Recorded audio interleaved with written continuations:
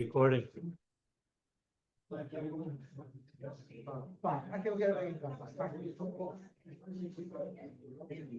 good afternoon, everybody. Thank you all for coming. I know it's not easy 3-4 days before Rosh Hashanah to take time out of our schedules, but it's wonderful that everybody's here and we're able to prepare together some learning ahead of the Chag.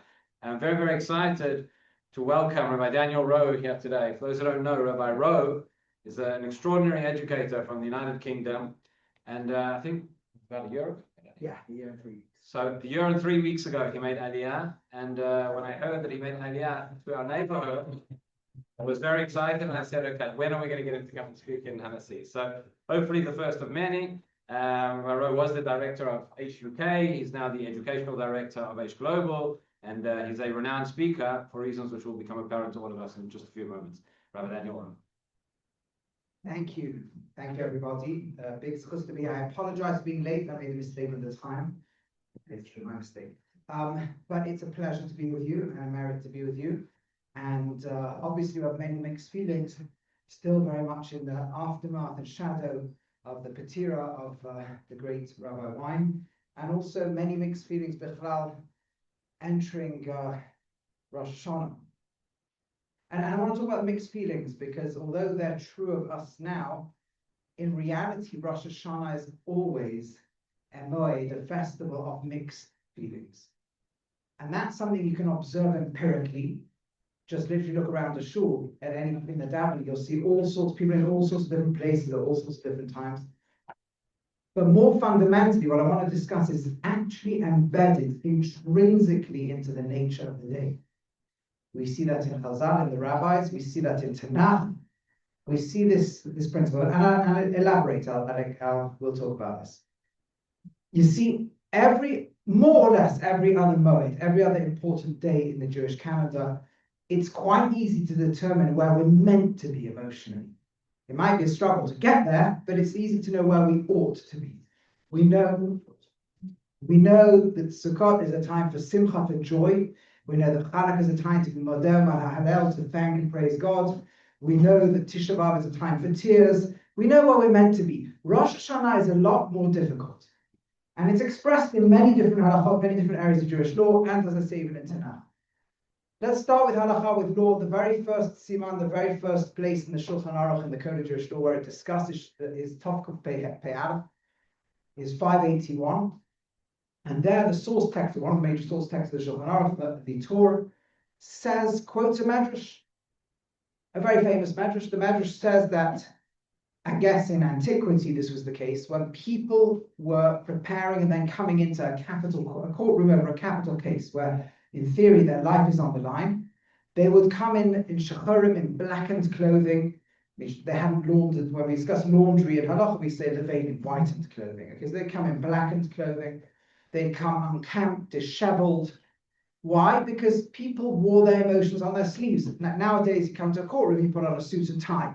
But in those, everyone gets cut and looks good. But in those days, people came in as they were feeling. And the last thing on their mind in the days and weeks running up to it was worrying about laundry and bathing and these things. And they came in looking that way. Says the Medrash, Lochein Yisrael, that is not true of Israel. They're coming to a capital, and they're coming to a courtroom where their life is on the line. And they are wearing levanim in whitened clothes, at least nicely laundered clothes, haircut, washed, laundered, etc. Why? And the Medrash answers, Betuchim sheyasu lehavnes. This enigmatic phrase, they are confident and sure that the miracle will occur. So let's just try to unpack some elements of this Medrash, this ancient rabbinic teaching, as follows. First of all, that last phrase is fascinating. Betuchim, confident that the miracle will occur.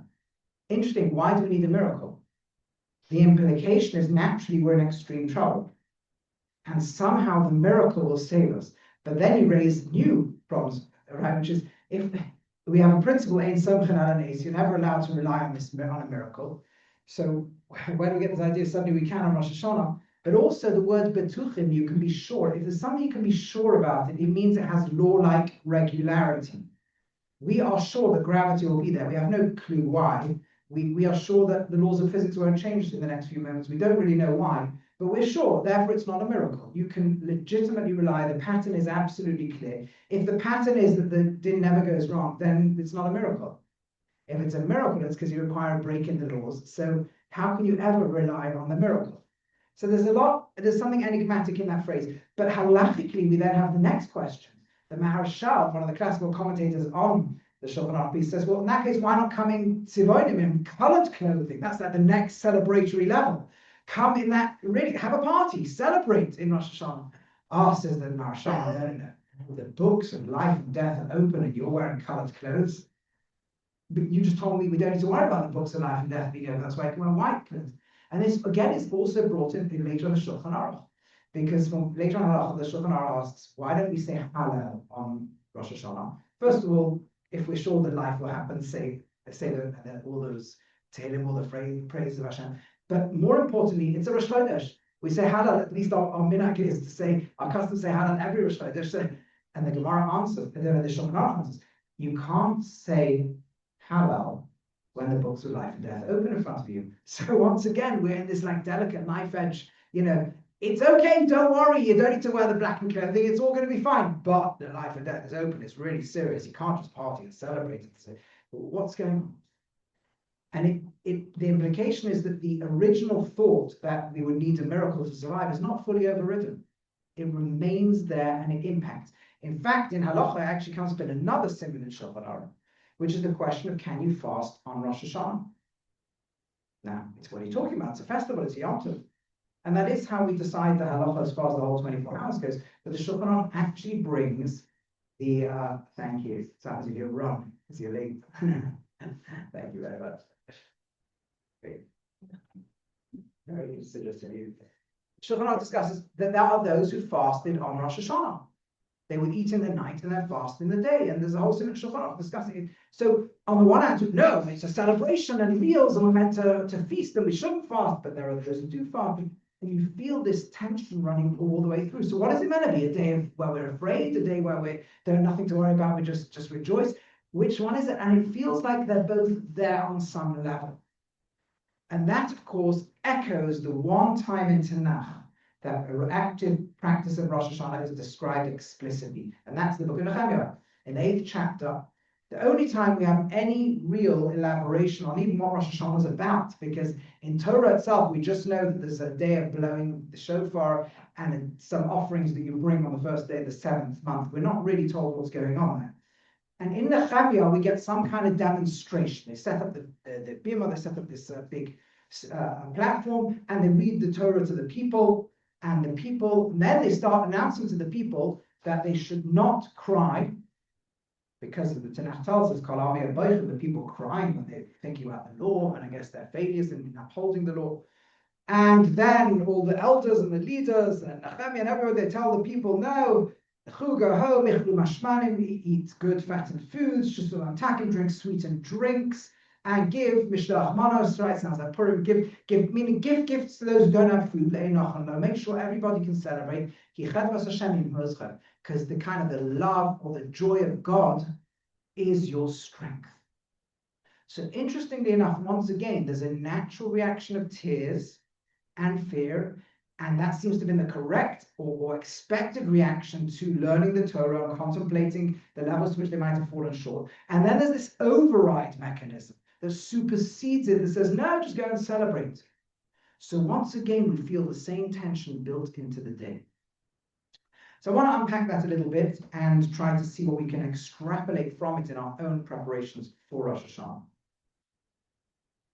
And interestingly enough, we have all the regular questions, which I'm sure you've heard many times before, right? Questions like why Rosh Hashanah comes before Yom Kippur, why we're having the Day of Judgment before you've atoned for the sins. Surely, logically, do the apologies, do teshuvah, repent, get everything clear, then ask Hashem to judge us. That's a common question. You've probably heard many answers over the years, but we can bring that into the foyer. And of course, the obvious question that if we are being judged on Rosh Hashanah, why nothing in the davening does anything that ought to move the needle on the judgment, if we're being judged on everything we've done. So this should be a day when we acknowledge that we've done wrong things and we pledge to do better, but we save that for another week till Yom Kippur.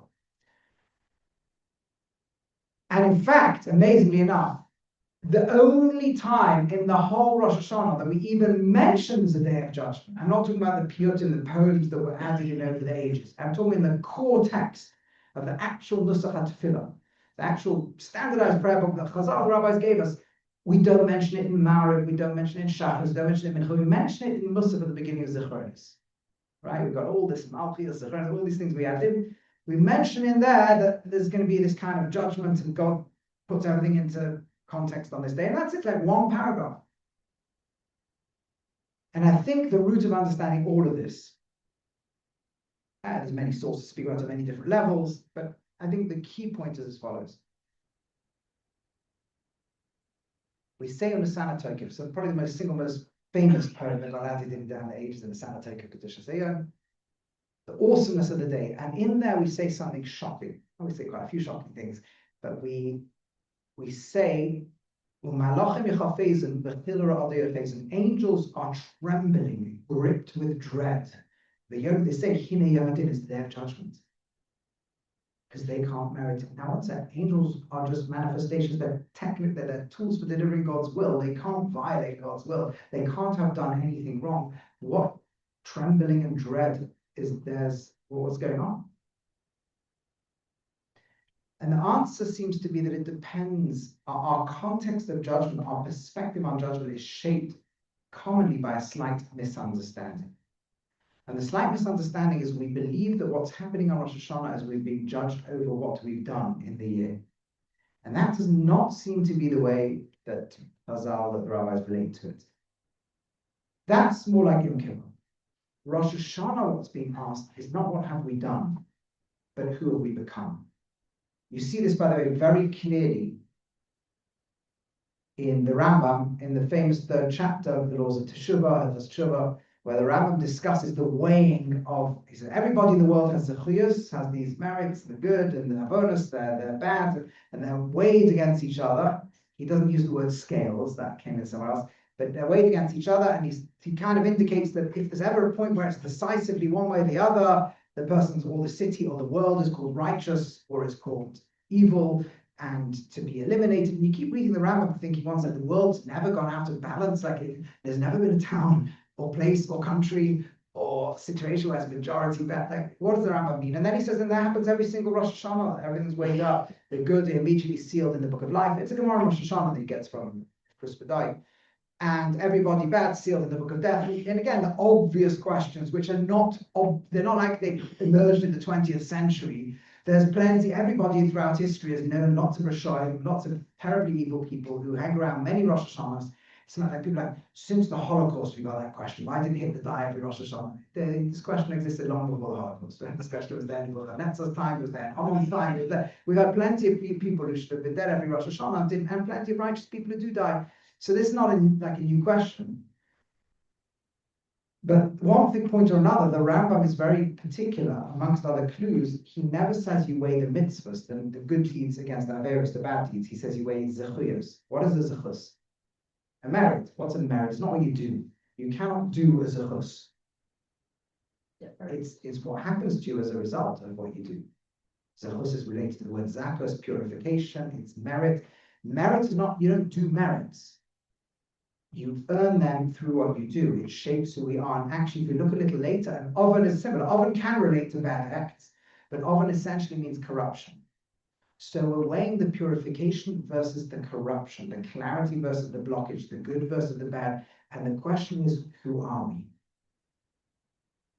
And that's not always clearly decided. You see, let's expand upon this. Whenever we're in a situation of judgment, we're in essence being asked to justify something. If you're in a courtroom over a monetary issue, you're being asked to judge why you should still hold on to money. Maybe you've stolen it, maybe you need to return it, maybe you violated some crime and need to pay a penalty, right? If a person's, God forbid, in a courtroom for more, so like for prison, then their freedom is the question that's on the line. Okay, I'll repeat it. Right. So, the AI is listening to the shir, wants to know. So, right, if a person's in a courtroom over life, their right to life is on the line. And they're going to defend and justify that, starting from the assumption that they start with the right to life and haven't violated it. But here's the tricky bit. If you think a universe into existence, or even a being into existence, and imagine you then said to it, like, I'm thinking about something else right now, so you're going to be extinct at the end of this. You know, do you want to, like, have a courtroom to decide whether you have a right to carry on existing? You realize very quickly it's not going to have much to say for itself. It's a figment of your imagination, and it has no right to life. You just produced it. Well, in essence, that's the depth of the experience of being in a courtroom with our own creator, who is willing and, so to speak, thinking us into existence. And it's a kind of experience that we do not really allow ourselves to have all year round, which is the sense of what it means to be a figment of God's imagination. Because if we're very real with that, it actually strikes at an incredibly deep existential assumption and stabs it and rips it away, which is that fundamentally is the I exist. And fundamentally, that's my fulcrum and starting point. René Descartes famously built 17th century philosophy on the statement cogito ergo sum. I am aware, therefore I exist, right? Therefore I know I exist. I'm aware, that's it. Everything else has to build outwards from there. And that might be an interesting philosophical argument, but existentially and psychologically, we begin with the world rotating around our sense of self. And when we stand face to face in the courtroom with our creator and start thinking about justification for continued existence. So, Hashem, I'm going to be really good next year. And you said, okay, I don't really need your good. No, but I'm going to do better than last year. I don't really need that either. I can just stop thinking about you. Think about another world. It'll be.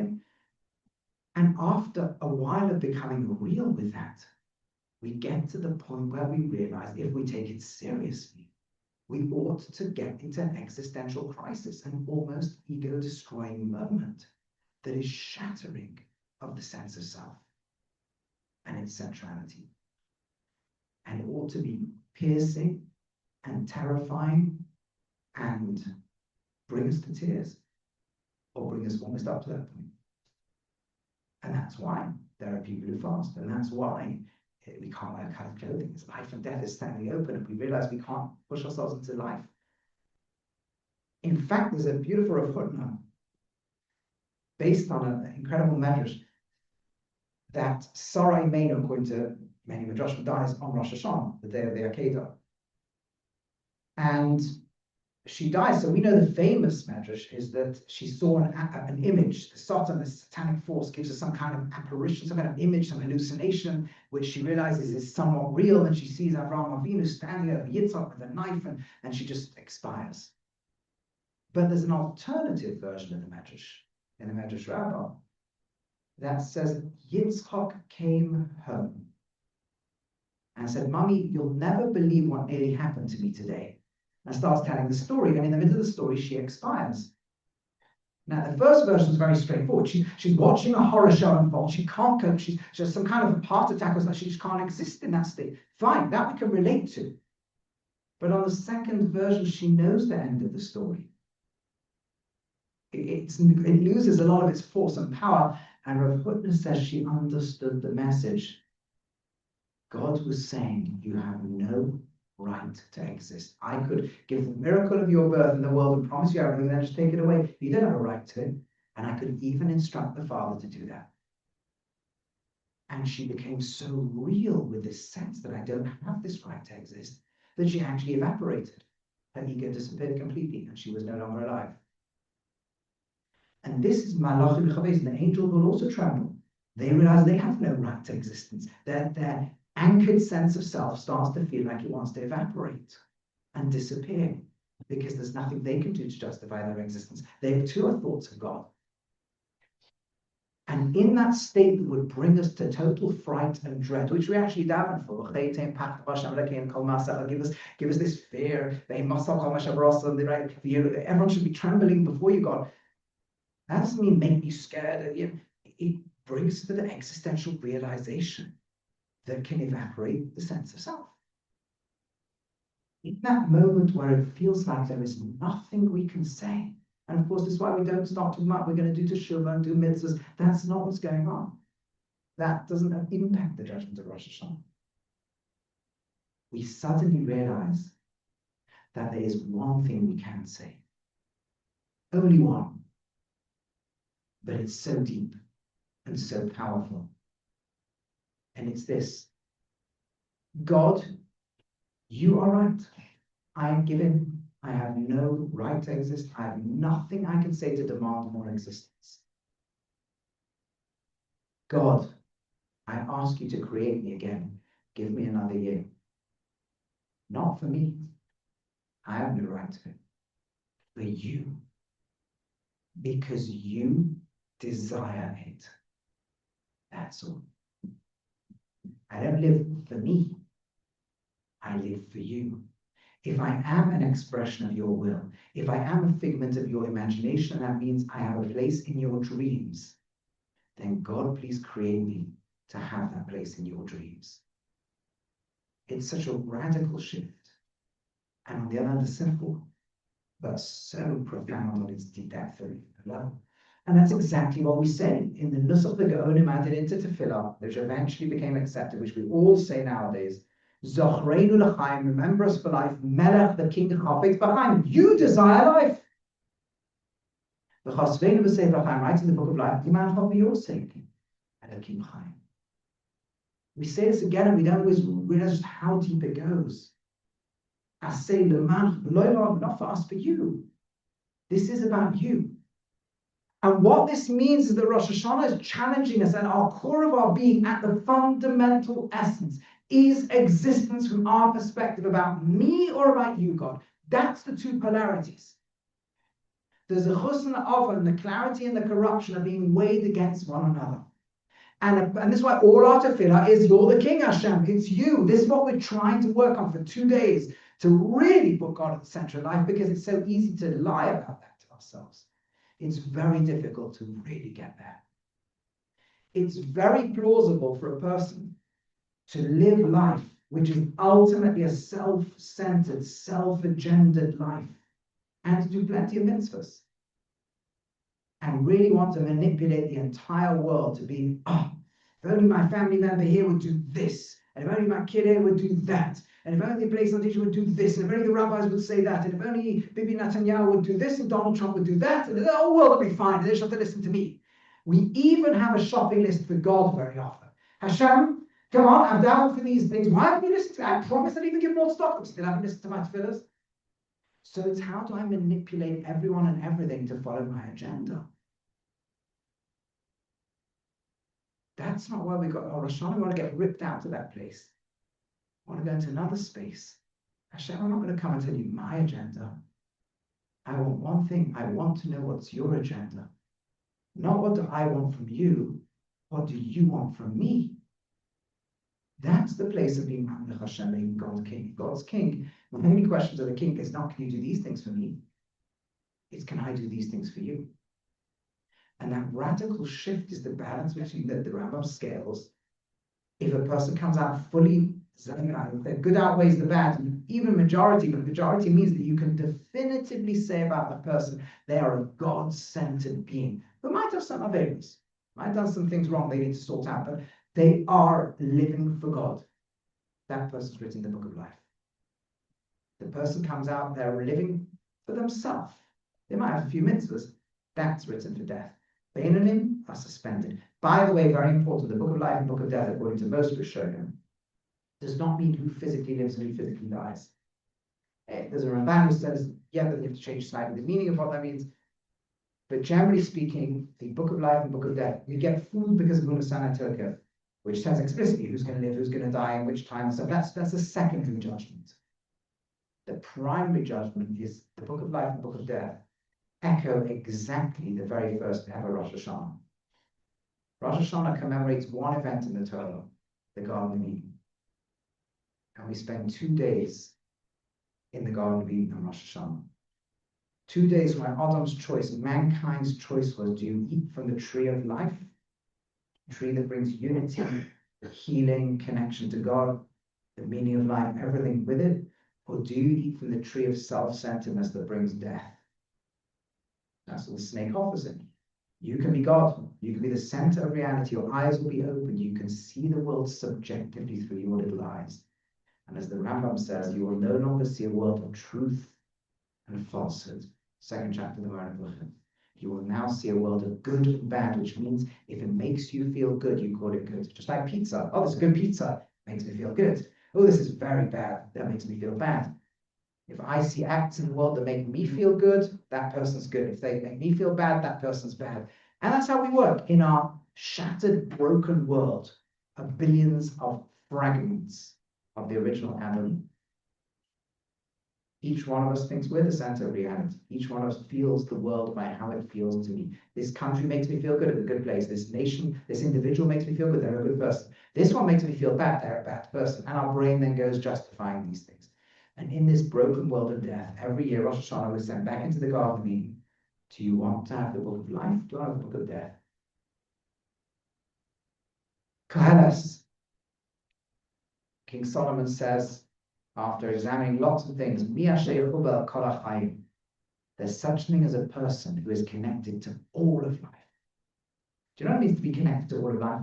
It means we live a life, a consciousness, that I am interconnected to every single human being on this earth in one gigantic book of history. And every positive thing I do that coheres with God's will ripple across that history and will be in the final chapter forever. To be in the book of life means to be given a life of significance. To be written in the book of death means to be written in the book of insignificance. There's an even worse book, which is anti-significance, book of the real super bad people who have to be destroyed to reveal God. But the book of life means we're given a starring role in history. It's a bit like, imagine everyone auditions for a film, and this film has millions or billions of people in it. And what you do not know is where the cameras are. So in one corner over there is somebody who everyone thinks is really important. They're the CEO of some amazing firm and they're a political person. Everybody knows about this person. But the camera never looks at them. They just have no impact on the story. And when they leave this world, nothing happens. They do nothing. And somewhere else, the person everybody thinks is incredibly insignificant. They don't have much resource. They don't have much to offer the world. But the camera's on them, and everything they do impacts everybody else. That's the book of life. The book of God's will, the book of significance, the book of things that change the world in ways that we don't even realize. As a consequence of in those books, then come a series of other decisions. Okay, now somebody's in the book of life. Are they actually going to physically get a whole year or not? Moshe Rabbeinu was written in the book of life in his last year of life. Everything he did that year changed the world. But there was also the point that has to come to the end of his physical life. It's a derivative question. It's a secondary question that's being asked on Rosh Hashanah. Who will live and who is will die is not the same as who's in the book of life and who's in the book of death. The first question on Rosh Hashanah is who's in the book of life, who's in the book of death. The next question is, okay, now, physically, what do they get? Do they get to live? They get this type of life, that type of life. Now we'll work out what role they get. This one's an important actor. This one's an irrelevant person. Now, what are we going to give them in the year ahead? That's also decided on Rosh Hashanah, according to the Messiah token. And so Rosh Hashanah is there to challenge us at the existential core of our being. And the reason that people were crying with Ezra is exactly with the Chavis they should have been. And then he says, but don't worry. Because the delight God has in you, the very fact you're crying is telling us you want to serve God. That's all you need on Rosh Hashanah. We'll worry about what that means in practical detail the next day and between now and Yom Kippur. You've got to work out the practical changes. But Rosh Hashanah wasn't asking for practical changes. It was asking for who you are in the depth of your being. The tree of life, the tree of death, the book of life, the book of death. The life for Leman Chalakim Chaim, for you, God, or for me. What is life about? And on that, many people come up Beinoni, halfway in between, which is why most people need Yom Kippur. But what Nehemiah says, what the leaders say is, you've touched that depth of being, go and celebrate it. The reason the Torah can say we're sure the miracle will happen is because we're sure that first of all, collectively as Klal Yisrael, as a Jewish people, but even it will make that shift for you, God, but even individually, people will make the shift, even if it's only a glimpse, even if it's only for a few moments. There'll be something that awakens within us on Rosh Hashanah, somewhere in the davening, somewhere when the shofars burn, somewhere that says, yes, this is who I want to be. And that is enough to say we're out of the book of death. Maybe we're in the book of the Beinonim, but not in the book of death. And that is the miracle. It's a miracle because so long as we're in self-centered reality, the laws are such that we shouldn't exist. It takes the miracle of recreation to put us back in the world. But we know what will happen because we know God wants it, and we know that we will at some point align ourselves with the will of God. And that's the miracle that we can rely on. Miracle. It's not natural that we should exist for another year. It's not natural because we can't even justify it. It's a miracle, but it's the miracle we can rely on because if we can slip into that space, and if Dalisos slips into that space, then it will happen. We still can't go in party clothes and say hello because we have to use that consciousness. The books of life and death are there. The ego must be broken. And then what comes in its place is the most beautiful thing. It's the echo of the sound of the shofar. It's the pure self within. It's there and it comes out. And the rest of Rosh Hashanah celebrates that which we touched within ourselves. And from that vantage point of who we want to be, we then spend a week thinking, what changes do we need to make to get there? By the way, interestingly enough, do you want a few minutes of questions? I'll just finish with this point. Interestingly enough, we have slichas. We have slichas all the way up to Rosh Hashanah, all the way up to Yom Kippur. And of course, even on Yom Kippur, Ashkenaz have slichas when Yom Kippur begins, slichas when it ends, Svardim have it all the time on Yom Kippur. What is the most essential thing we ask on slichas? The 13 attributes of God's mercy. So the Ramchal asked the question in Mesilas Yesharim, are we asking that God suspends din, just doesn't judge us? God forbid. Right? Anyone who says God just lets things go, eliminates their life. If we say that God doesn't judge us, it means that segment of our life just became utterly irrelevant and made no difference. Just got chopped out forever. God forbid. Judgment is the affirmation of the meaningfulness of our actions. You only judge somebody who matters to you. The only judgment that choices make a difference. It's an incredible thing, judgment. It means, that, yes, it's a bit uncomfortable, but it means we matter. Says the Ramchal, no, that's not what we're asking. We're asking, he lists a few things, but the most important is time. Erech hapayim v'rav chesed, God who is patient.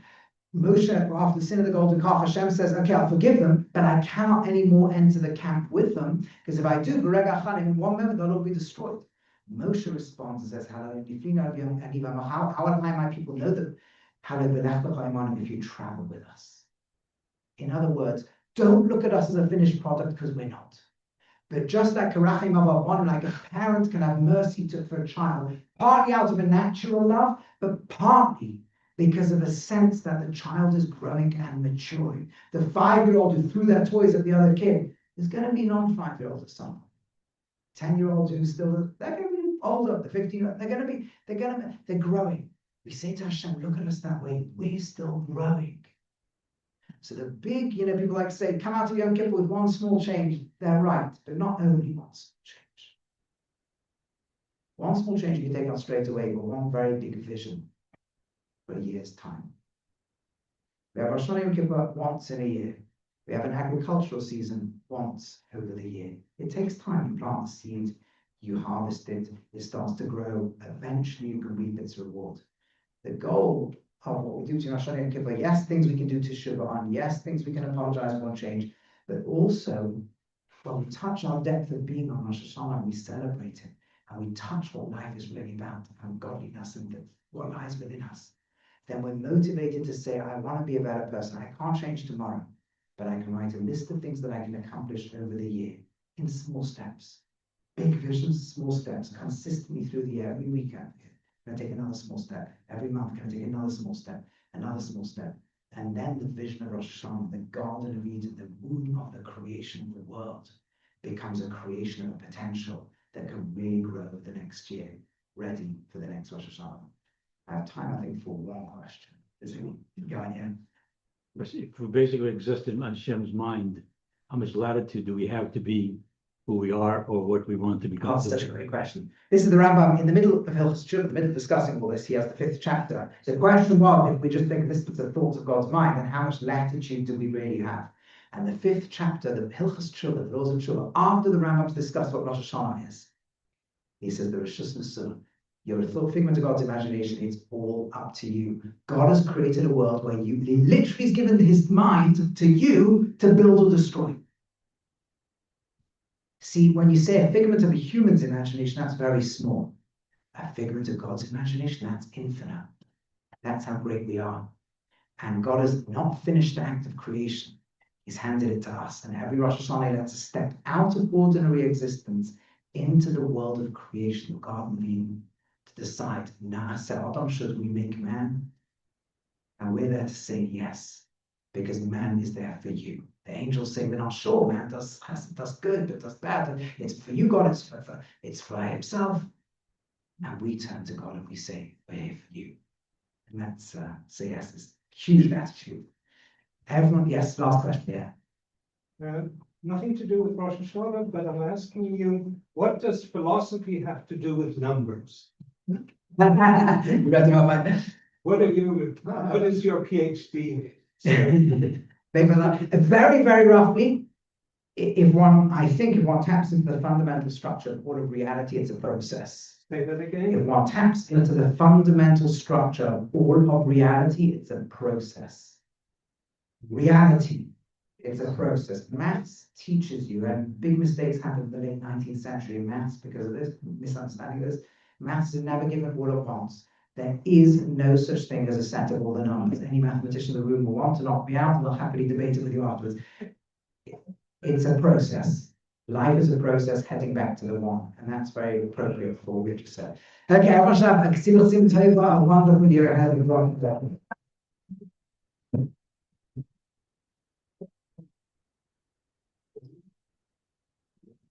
Oh,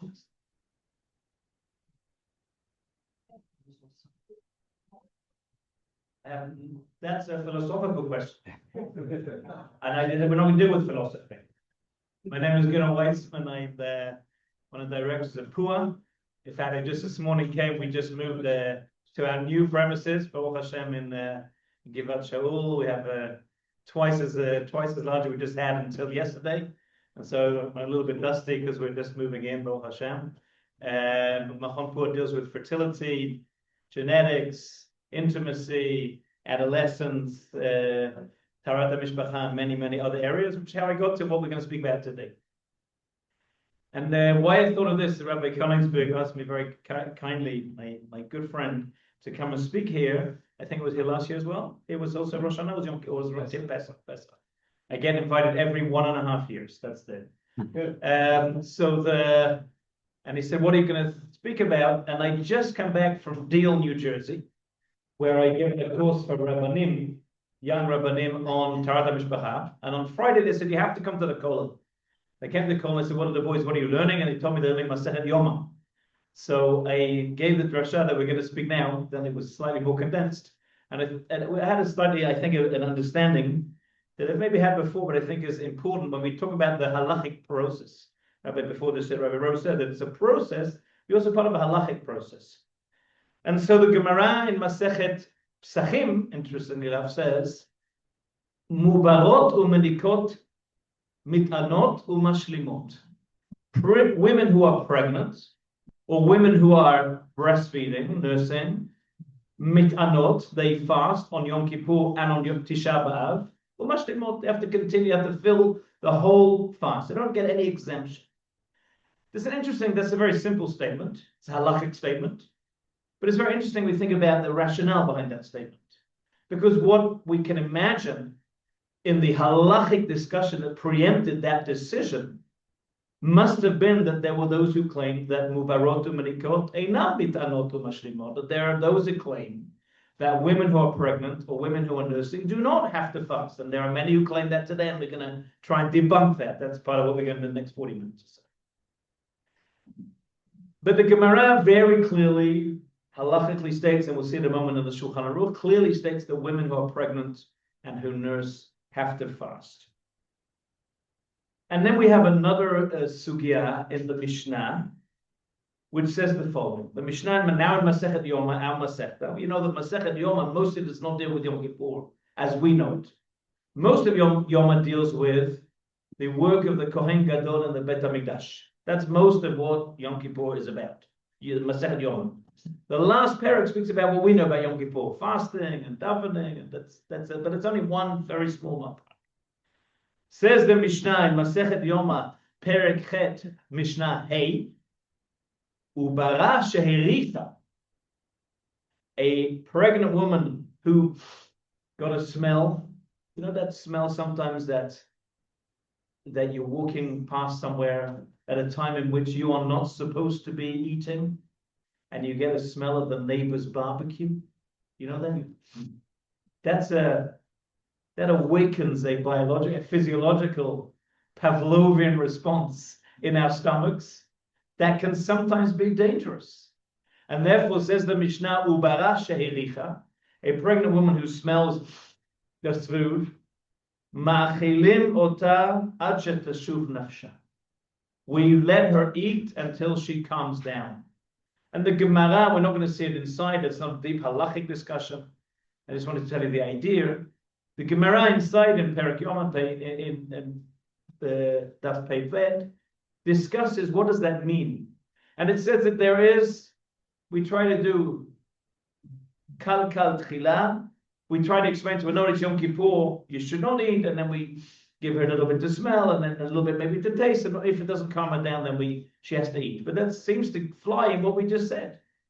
The Gemara says that mubarot manikot mitanot, that women who are pregnant who are nursing fast, and the Mishnah says, but if she smells, she doesn't have to fast. Okay, so how do we assimilate these two ideas? And then continues the Mishnah the following. Ole, someone who's sick, machilim oto al pi bekiim.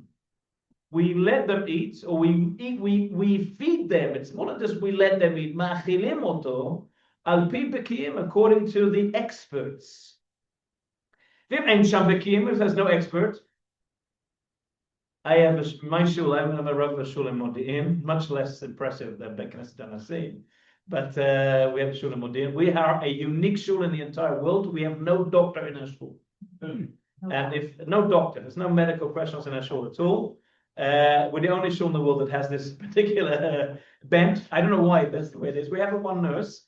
We have a doctor of food science, but that doesn't really count. And people have doctorates, but we don't have any doctors. But if there's no doctor,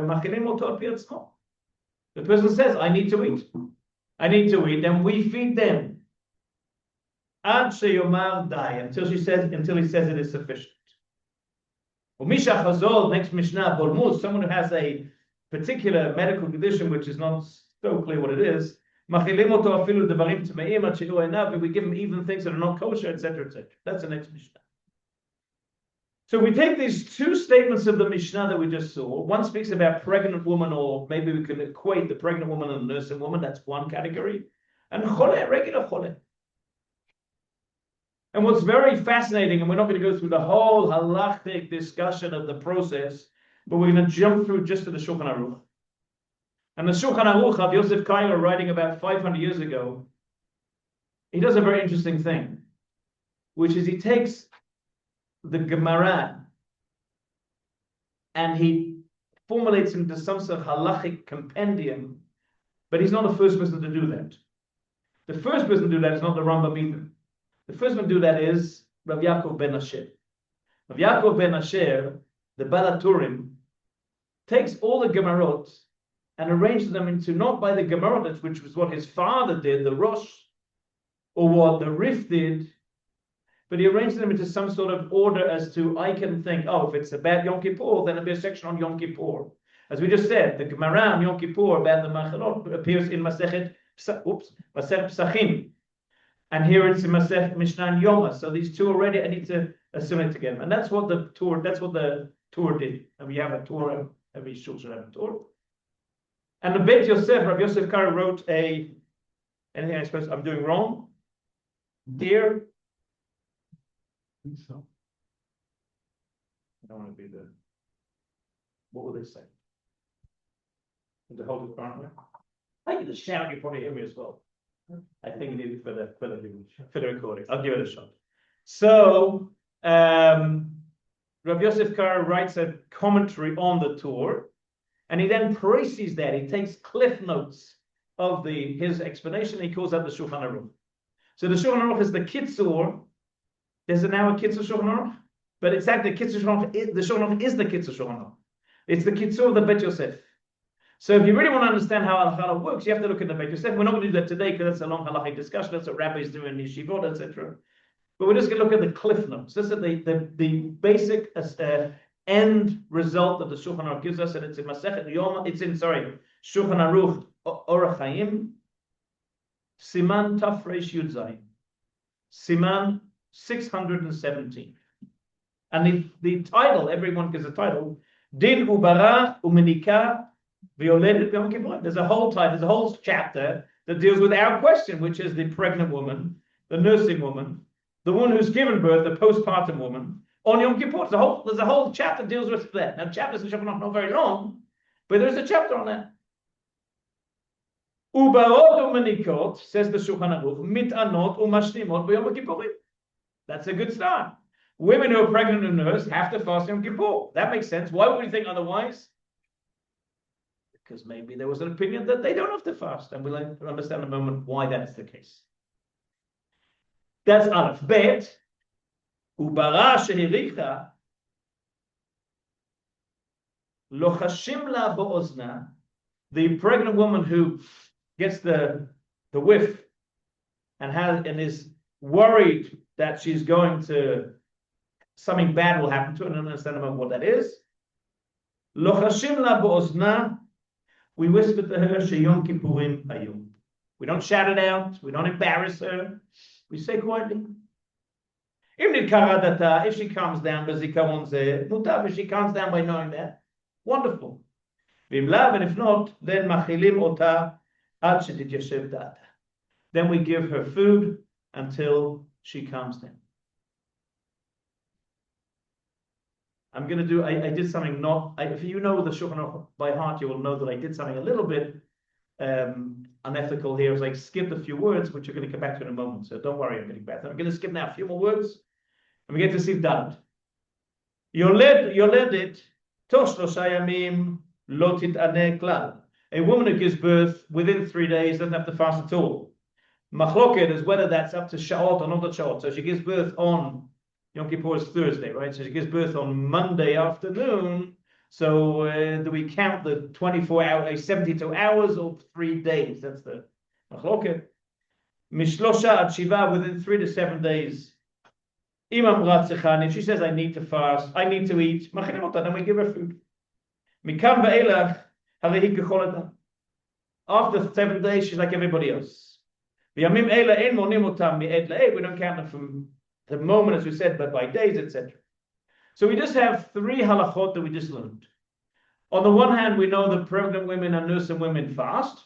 Halakha 1. Halakha 2 is if she is in danger because she smelled the barbecue, then we try to do that, the shvoy. We don't do it slowly, and if not, then we feed her. And last halakha is to what point is a yoledet, is a postpartum woman considered to be a yoledet? We didn't speak about yoledot. We didn't speak about a postpartum woman. So she comes in, and we spoke about the dynamics, the parameters by which she is related to being a yoledet or not. So we can imagine. Let's preempt the Shulchan Aruch. That's what Beit Yosef says. Is that a yoledet doesn't have to fast? Why would we assume? Let's go backwards. That the yoledet doesn't need to fast. Why would you make that assumption? There may be some people in this room who have been in that position.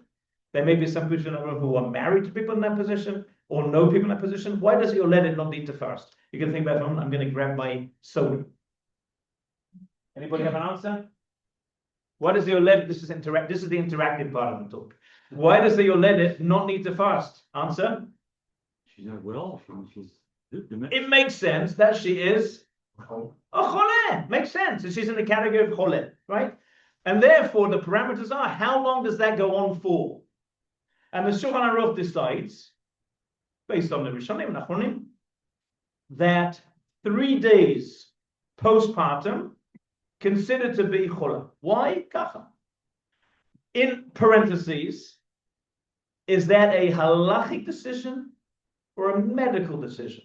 I.e., let's imagine, and we have this question every single year in Puah, where we field from now until Yom Kippur literally thousands of questions related to the few halachot that I just read to you.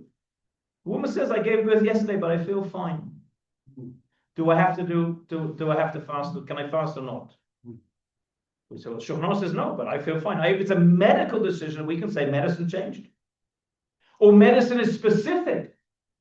If it's a halachic decision, I don't care what you say. We're going to take a similar question. The Shulchan Aruch says, not here, but in Yoreh De'ah, that a child who's born and is sick, when they get better, we do the Brit Milah, not immediately, but after 7 days. Is that a medical decision or a halachic decision? Had a case in my shul. Woman gave birth to her 8th or 9th child. The child was in an incubator for 2 days and came out before the 8th day. So the question was, do we do the Brit Milah on the 8th day? They called me on the morning of the 8th day. It's a good question. No. What? No love test. I don't know. I'm the Baki, apparently. So we'll get that in a moment. So the question there is a halachic decision or not? I spoke to Mori for Rabbi of Yaakov Ariel. He said that's a halachic decision. The moment the child was in an incubator, we count 7 days from coming out of the incubator. Therefore, the Brit Milah will not be today, but it'll be 3 days later, and that's kachaya. So those. I think it's a huge question when we speak about medical halacha, and the Shulchan Aruch or any other posek is making a decision that has a medical basis. And we're going to speak about this in a moment, because that's the basis of what we're going to say.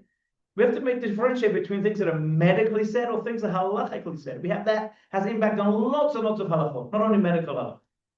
So it should be both, and both with kumra.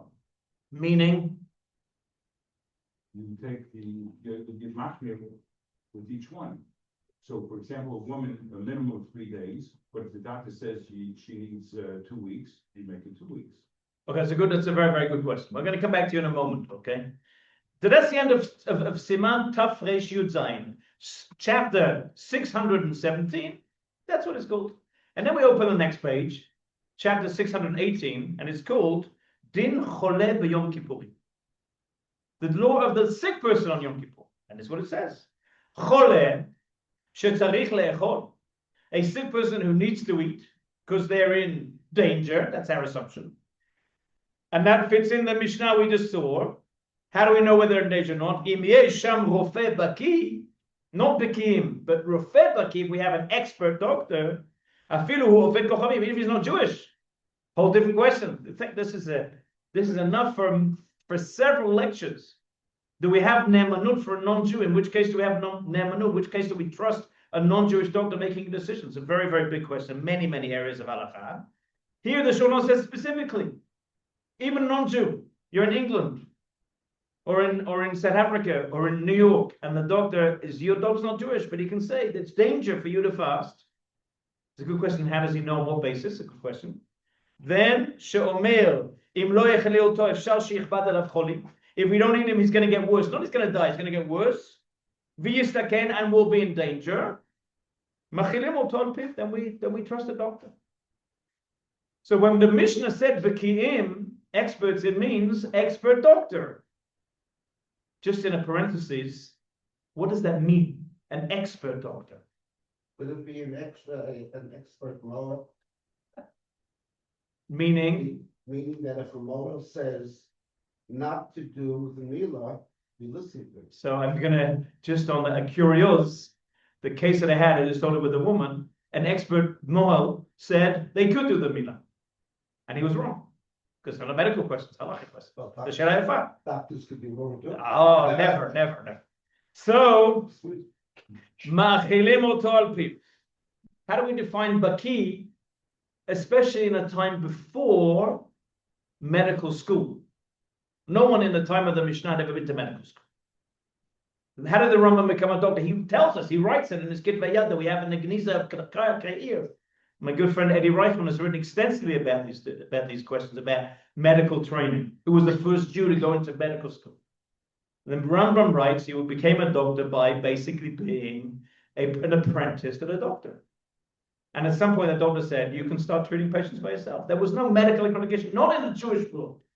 In the whole world, And that was the case until extremely recently.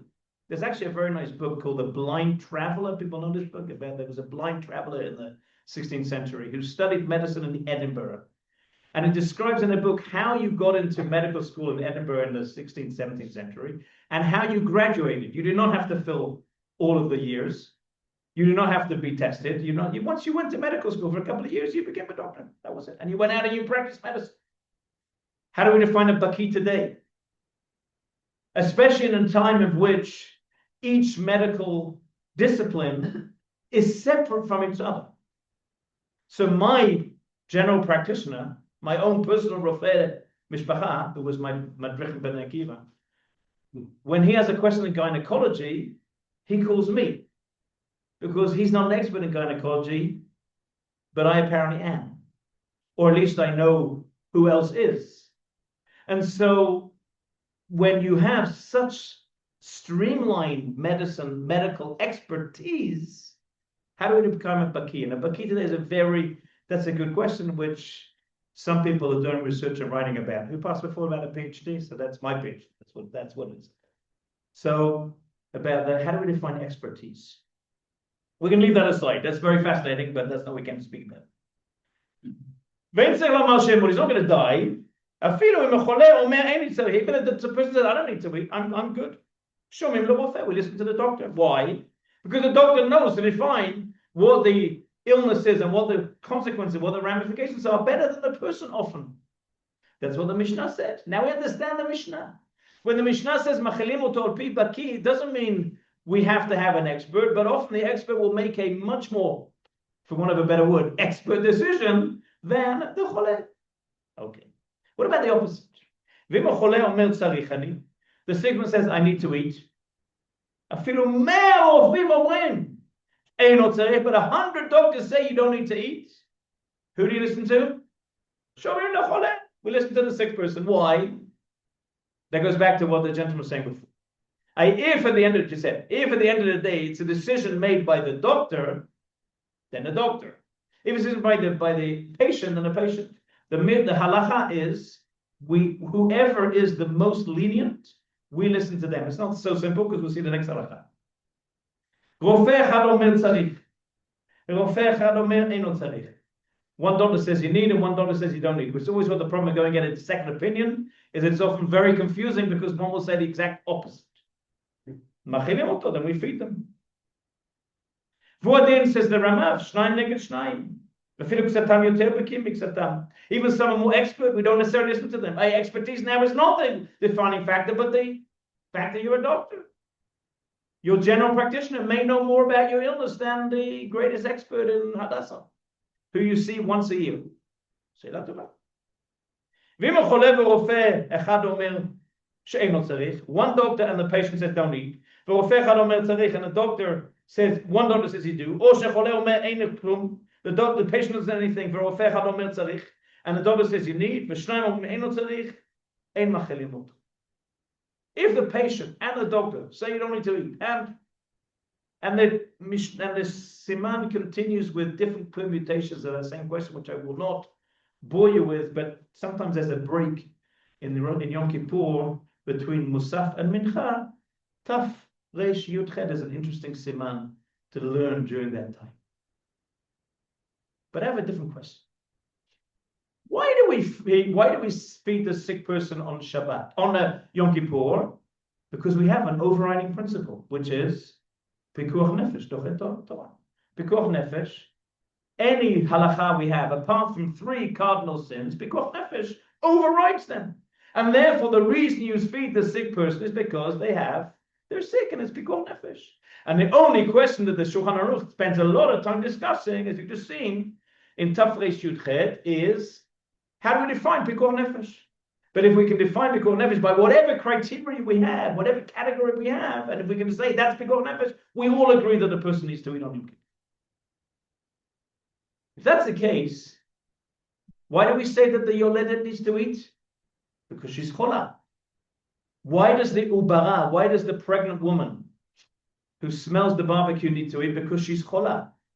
So then my question would be, for the Rabbi Yaakov ben Asher, Why did he put them in two different chapters? That's one chapter. The chapter should be sick people. And sick people doesn't matter to me whether you're sick because you have a heart attack, or sick because you have cancer, or sick because you just gave birth, or sick because you're nursing. Those are irrelevant to the halachic question. Because at the end of the day, the question will be the same. When we come to define cholah, if the mubara says, I need to eat, and the doctor says you don't need to, we're still going to listen to her. And if she says, I don't need to eat, and the doctor says you need to, we listen to the doctor. And so at the end of the day, the parameters are exactly the same. So why do we need two chapters? And there's one halakha that I wanted to say, which I skipped out on purpose, which connects these two chapters fascinatingly. And that's Sif Gimel of Taf Resh Yud Zayin. Everybody's holding with me? I told you we don't need that by Makor. Everybody here goes everything. I've got this. So Sif Gimel in the chapter that speaks about Yoledet is a fascinating Sif, because it doesn't speak about Yoledet. It doesn't speak about a Mubara. It speaks about regular sick people.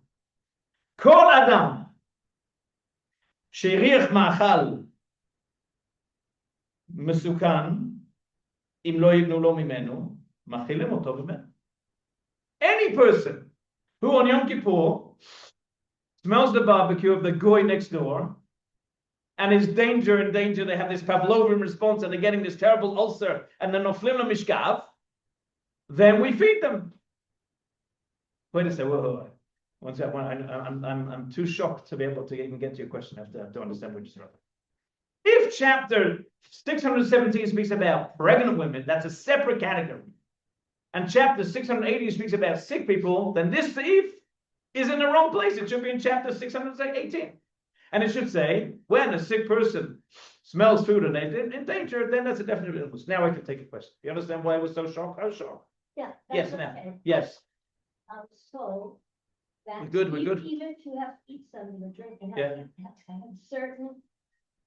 You're 100% correct. I didn't come here to give a psak, who and what can be eaten in shiur. How much can you eat? That's an excellent question. But you said, you know. That's a rabbi, yeah, for Ramar Datra. He's a Talmid Chacham. He'll tell you who can. Okay. What's a shiur? You're 100% correct. 100% correct.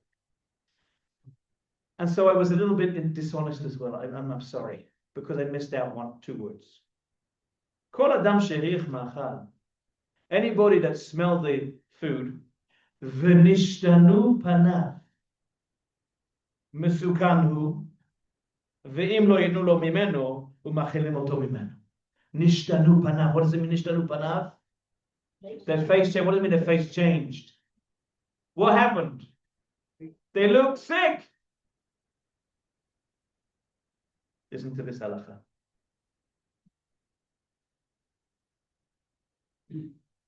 Says the Shulchan Aruch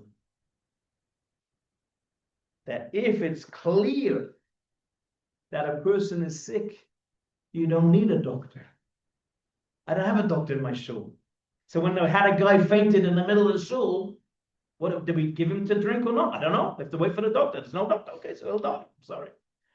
So any idiot knows, any pashut person, any balabos knows that if you're sick, if you collapse, the best thing to do is give the person something sweet to drink and put their and raise their legs up. Everybody knows that. I only need a baki in a case in which I don't know. But if I know, I don't need a baki. That explains the sieve. What happened to this guy? Nishtanu panav. You see someone say, you look terrible. What happened? And the answer is, I'm going to die. Can I eat? Yes, you can eat. So the question that I have is, what's the difference between a choleh and a yoledet? Or choleh and a muberet? Why for the choleh we need a nishtanu panav? We need to be able to see. And for the pregnant woman, we don't need. And even the lo nishtanu panav. That was the question I asked the boys in the kollel in Dale, New Jersey a month ago. And the answer is a Khatam Sofer. The Khatam Sofer has a fascinating tshuva, which is the following. A person comes to the rabbi sits at his sits upstairs in his mechubadik chair. Vacated, unfortunately, recently by the great Rabbi Wein, whose memory we we have so Gideon, who is so sadly missed, but Rabbi Joe Baruch Hashem will be able to fill the greatness and the erudition, I'm sure. A balabos comes to the rabbi in the middle of davening and says, Rabbi, I'm sick. I need to eat. The Chatam Sofer asks, can I feed him? Machilemo doesn't mean he eats. Machilemo means I feed him. We had that in my shul. A guy collapsed on Kippur, we fed him. Machilemo. So the Chatam Sofer says, he looks okay? It looks fine. No. Says the Chatam Sofer, he can eat himself, he can feed himself, but I can't feed him. Why? Because in order for me to assist him eating on Yom Kippur, I have to know that he's sick. I have to know that. That makes now a lot of sense. Nishtanu panav doesn't mean that's the definition of illness. We wrote a lot about the definition of illness based on the WHO, the World Health Organization's definition, as opposed to our halachic definition. We've written about that extensively. It's not that Nishtanu panav is the definition of illness. That's not true. The definition of illness is me being able to assess that this person needs to eat. And now I understand the entire Shulchan Aruch. Because the Baki, the doctor, is able to make that assessment. Says the Rama, but in a case in which anybody can see that, I don't need a doctor, because anybody can see. What would anybody see? Nishtanu panav. So if you come and say, Rabbi, I feel sick, and I look fine, so I don't know your situation. You look fine. You're walking around kabari. You look perfectly okay. And the person says, but I feel sick. So the Chatam says, go and eat. I can't feed you. But if you think you're sick, you can feed yourself. I'll be out small. You just saw. What is the difference between that and the Yoledet? Because the Yoledet, I know she's sick. Because I've made that decision. We already know that the women who are pregnant, or women who are nursing, or women who gave birth are potentially in life-threatening situations. And therefore, when Chazal said, in Masechet Pesachim, the Mu'beret and the Menikah, Mitanor v'Mashlimot, that they fast and they complete the fast. What they meant is the Hava Amina, the a priori was that they are sick. Because it is a potentially dangerous situation. And therefore, we have to assess their situation. And then, if there's a little bit of a concern of illness, then we're able to feed them. I don't need Nishtanu Panehem. I was a little bit dishonest because the Ramah does say it. The Ramah says, "Upanea mishtanim, afal pi shelo amrat sichani." The Ramah says her face changed. The woman who smelled, even though she says, she doesn't say I need it. So what I understand, the Ramah says there's two different possibilities. If I see her and she says, Rabbi, I'm sick. Are you pregnant? Yes. Okay. Then you need to. Then come sit down and I'll give you chicken soup. By the shiur, as you just said, not by the shiur. But if she doesn't say that, and I see her, I don't know that she's sick. The fact that she's pregnant, I have many pregnant women in my shul, or in my community, or in the wider Jewish world that I speak to thousands of every day, who are fine. So if I see that she looks sick, then I intervene. That's what the Ramai thing says. It's a little bit of a different than the Choleh. Choleh has to say it, and we have to see that he looks sick. So that's interesting. Interesting distinction. Then comes a very fascinating psak. Now, Shlomo Zalman Auerbach, about 50 years ago, one of your shchenim, not so far from here, Shlomo Zalman Zatzal said, a guy comes to the rabbi on Shabbat and says, Rabbi, I'm having a heart attack. You need to take me to the hospital. Not to the rabbi. He comes to everybody. He comes to his neighbor and says, I'm having a heart attack. I need to go to hospital. And the guy looks fine. He's not clutching his chest, breathing heavily. Obviously, that doesn't really happen. There's no heart attack. But anyways, Rosh Zalman says he can drive himself to the hospital. I can't drive him to the hospital, based on the Chatam. I.e., for me to break Shabbat or Yom Kippur for another person, I need to know they're sick. If I don't see you sick, then I'm sick. Makes sense. Logical in the Chatam Sofer. I have a cousin who's a pulmonary expert. And he says in the last 50 years, we have found out information that I think changes that psak. What is the best thing to do if you are having a heart attack or even a fake heart attack? The best thing is to get as quick as possible to hospital. What? The best thing to do is to get it quick, because we know how to treat in hospital. All the other things will help you till you get to hospital. But the best thing to do is, the best place to have a heart attack is in hospital. If you say, I'm thinking about having a heart attack, go to hospital and have a heart attack there. Why? Because we know how to treat you there. So if that's the case, let's go back to Rav Shlomo Zalman's Pesach. If that's the case, today, someone would come to the rabbi and say, Rabbi, I'm having a heart attack, and the guy looks fine. Can I go to, you need to take me to hospital? What would be the answer of the rabbi? Get in the car, we're going. Why? Because the situation, they're not a halacha changed. The situation changed. Our understanding of medicine has changed to the point. That's not a halachic decision that Chatam Sofer said. That's a medical decision. And when the medicine changes, Rosh Shlomo Zalman's psak will change. And so in order to give a psak in medical halacha, probably to give a psak in anything, but I deal with medical halacha day by day, you have to know two things. You have to know the Shulchan Aruch inside out. No, the Shulchan Aruch is not enough. You need the Beit Yosef. Even that's not enough. You need the Beit Yosef and the Shulchan Aruch and the Mishnah Berurah and every single posek in the past 100 years. You need to know code. But that's not enough. Because there are many people that know that. You need to know the medical reality. You can't give a psak in this area about being a baki, and the baki becomes not only the doctor, but the baki has to be also competent Gedolei Yisrael who have a deep medical knowledge. I called Rav Moshe Weiss a couple of weeks ago with a question that was somewhat theoretical. I didn't want to tell him I called it a theoretical question because he's going to close the phone. So I sort of made that it was sort of a real question. So he said to me, I will not give a psak without seeing the medical report. Because he said, something what you're saying doesn't make sense. Mm-hmm. So I need to see the report. When I see the report, I give you an answer. It's a brilliant idea. So I'm not a doctor. I didn't tell him, do I need to operate or not need to operate? It was a question within what test needs to be done. And his answer was clear. I'm not going to give you a psak until I see the medical report. That's a posek. I had a couple that had a question about terminating a pregnancy.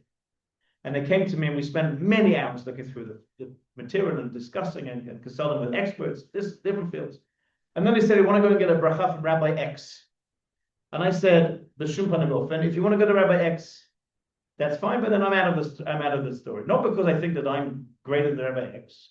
But if you go to Rabbi X and he looks through the medical file, and he speaks to all the doctors that I just spoke to, and he spends a time with both of you, and he comes to a different conclusion, I, at that point, will completely mevatel my psak.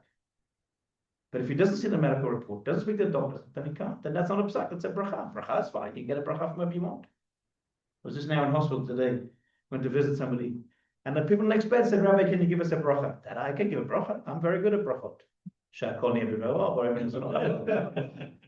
I gave him a nice bracha. But that's a bracha. That's not, I didn't look through his medical file and say, what do I think he should do? And that has a relation to another question I think that's very, very poignant today, which is a decision made by certain medical professionals that everybody today shouldn't be fasting, and anybody who's a little sick shouldn't be fasting.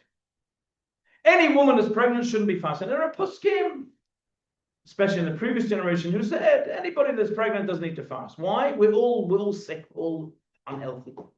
I saw the back you have Peninei Halacha, Rav Eliezer Melamed, who was my Ram in Yeshua Aleph. At that point, he had one child. Now I think he has 17 children. So he was my Ram many years, 40 years ago. So he writes in his Tshuva on Yom Kippur. He says, people say, today we're really sick, and therefore, even though the Shulchan Aruch says that women have to fast, they don't have to fast. And he's a big maker of Eliezer. But he says, but the opposite is the case. We're not less healthy than the previous generations. We're much healthier than the previous generations. We have much greater longevity. We always say, I'm sure that you have this exactly same experience. And some of the people in the room are a little bit older than me. That we used to go to a shiva, and the person, how old is your father? He was 75. You'd say, wow, he lived a nice long life. And when you date a gay, you go to a shiva, and the person, how old at 80? You say, what happened? What happened? What happened to 80 years old? That's one generation. Rabbi Yitzhak Yosef, the previous chief rabbi, told me that there was, in the previous generation, there were no Gedolei Ador at the age of 90. In one generation, we have that. It's clear that people have more children, healthier children. We know much more about pregnancy. We know much more about monitoring pregnancies.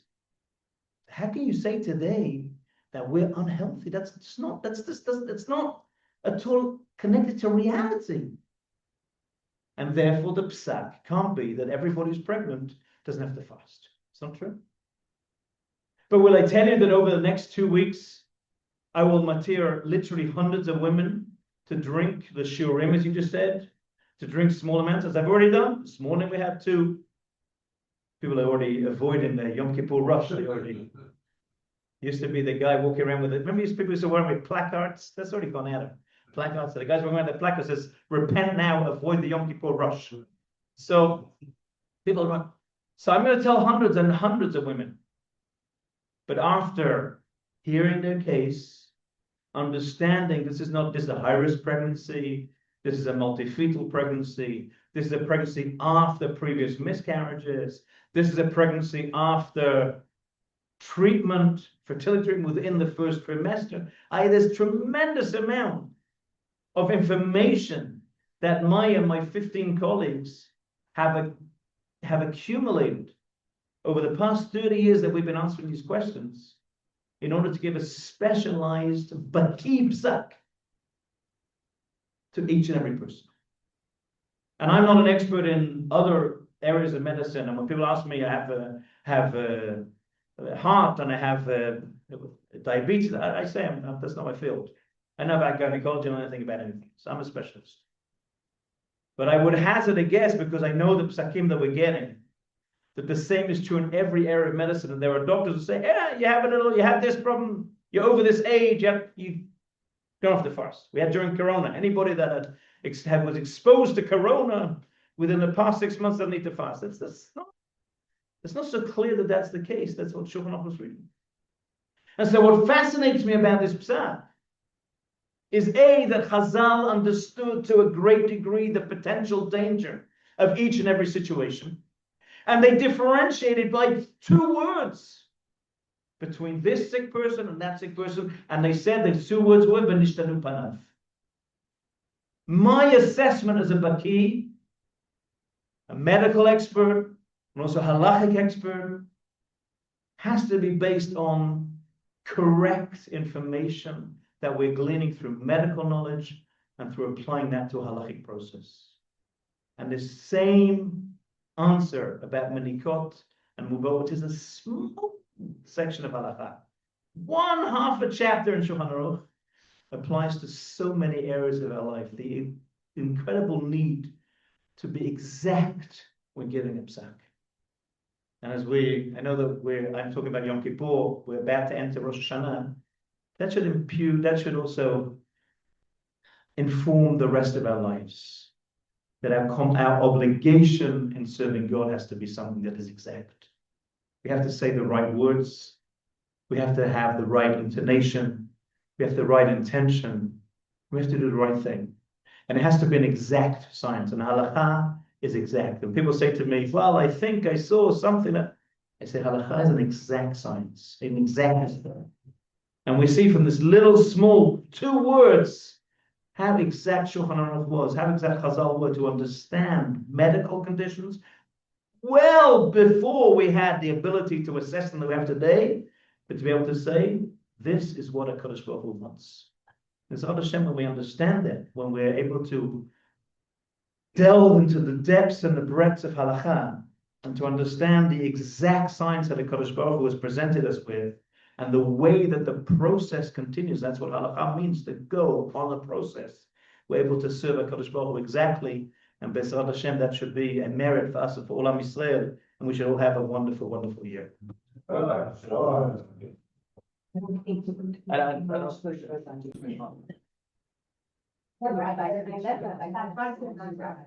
introduce me? I think they know who I am. Oh, yeah. Okay, good afternoon, everybody. Hi. So as I have to say, when Rabbi Rowe was speaking, and particularly when he mentioned the question, he said, why does Rosh Hashanah come before Yom Kippur? I started getting a little bit nervous. But He did not say the same things that I'm going to say, and I'm definitely not going to get so existential, so don't worry.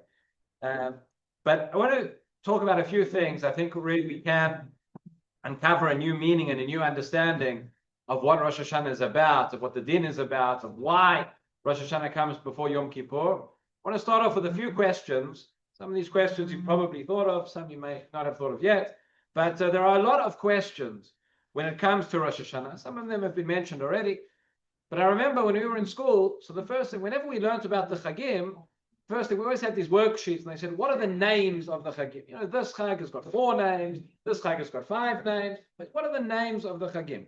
They never told us at the time that these are not actually the names written in the Torah. They're just different names, and have all these names for the Chagim. So it was always Rosh Hashanah has a lot of names. And if you think about how do we refer to Rosh Hashanah, maybe the 2 most common names, we talk about Rosh Hashanah, as we've just said. We talk about Yom Adin, Day of Judgment. Neither of those names appear anywhere in the Torah. Torah does not talk about Rosh Hashanah. There's no such thing. It comes later. We have a whole Masechet. We get to the Torah Shebaal Peh. We get to the Mishnah and the Gemara. Masechet Rosh Hashanah. Okay. But in the Torah, it's not called that. In fact, in the Torah, you have a look on the source sheets. I brought you the 2 psukim. They really give us the name that define the Yom Tov. One is in Parshat Pinchas. Okay, source number 1. It says, "Ubachodesh hashvi'i be'echad lachodesh mikra kodesh yelachem kol menachet avodah lo tasu Yom Teruah yelachem." Okay, Yom Teruah, the day of Teruah. All right, whatever that means. But interesting, to the extent we don't call it Rosh Hashanah because the Torah just told us it's in the 7th month. It's in the middle of the year. How can it be Rosh Hashanah? It's halfway through the year. Okay. And then in Parshat Emor as well, we have Daber al Bnei Yisrael Emor. בחודש השביעי, כן, באחד לחודש, יהיה לכם שבתון, זיכרון תרועה, מקרא קודש. So we spoke about this, the context of shofar, we have Yom Teruah, we have Zichron Teruah. Okay, we refer to, in our tefillot, we refer to Rosh Hashanah as Yom HaZikaron. It comes from this pasuk as well, Day of Remembrance, but those are the names. So we look at the Torah, what are the names of this day? You can have Yom Teruah, or Yom HaZikaron, or Zichron Teruah, but that's not really the way colloquially when we're speaking about it. I don't think anybody here has called up their friend and said, would you like to come to us for second night Yom Teruah dinner? No, nobody says that. It's Rosh Hashanah. So you have Rosh Hashanah or you have Yom Adin. So the first thing is, neither of these things are mentioned or alluded to anywhere in the Torah. Question number 1 is why? Why does the Torah not refer to the main aspect of Rosh Hashanah, what we're all talking about? We mentioned earlier the scales, the judgment, doesn't appear. There's not a hint to it. So it tells us, okay, it hints, you have to have a Yom Teruah, you have to blow some musical instruments. We learn that that's a shofar, the Seder, Yom Zikaron. Okay. The fact that we're being judged, this is quite important information. We need to prepare, we need to get ready. Why did the Torah hint to it? Number 1, no indication. Number 2, why did this become the name that characterizes the day? More than anything else, Rosh Hashanah doesn't really mean much. The beginning of the year. Yom Teruah, I understand, it tells us you have to blow the shofar. It's the Yom Teruah, the day of trumpeting, the coronation of the king. It means something. Yom HaZikaron, Yom Adin. It means something. Rosh Hashanah doesn't really mean very much. It's the head of the year. Okay, big deal. So it's all very, very mysterious. The truth is, if you look in the Shir Shel Yom that we say of Rosh Hashanah, which is in Tehillim Pei Aleph, that's also the Shir Shel Yom we say every week, but it says, Tik'u b'chodesh shofar b'keseh Yom Chagim. Rosh Hashanah is also called Keseh, which means it's hidden. The moon is hidden, but everything about the day is hidden. It's cryptic, it's mysterious. We're not sure. So we're going to try and uncover a little bit about what it's all about. So that is one. That is one aspect. Question number 1 relates to the names. Why the Torah doesn't tell us anything about Rosh Hashanah or about Yom Adin. Question number 2. If we take these 2 names and think of them together, right? It doesn't. So this was alluded to a little bit in one of the earlier talks, but we'll try and develop the thought. If Yom Adin means we're having a judgment, right? And we take the Chazal tell us, they give us this analogy of the heavenly court is like the earthly court, and we've all got the pictures. We mentioned the big scales. You know, you've got the big gavel that the judge is sitting there in the front, and we're sitting, and you've got the prosecution, and you've got the defense, and you've got the whole thing. The whole court case is going. So what happens when you go to court? If anybody's been to court, even if you haven't done something wrong, it can be a terrifying experience.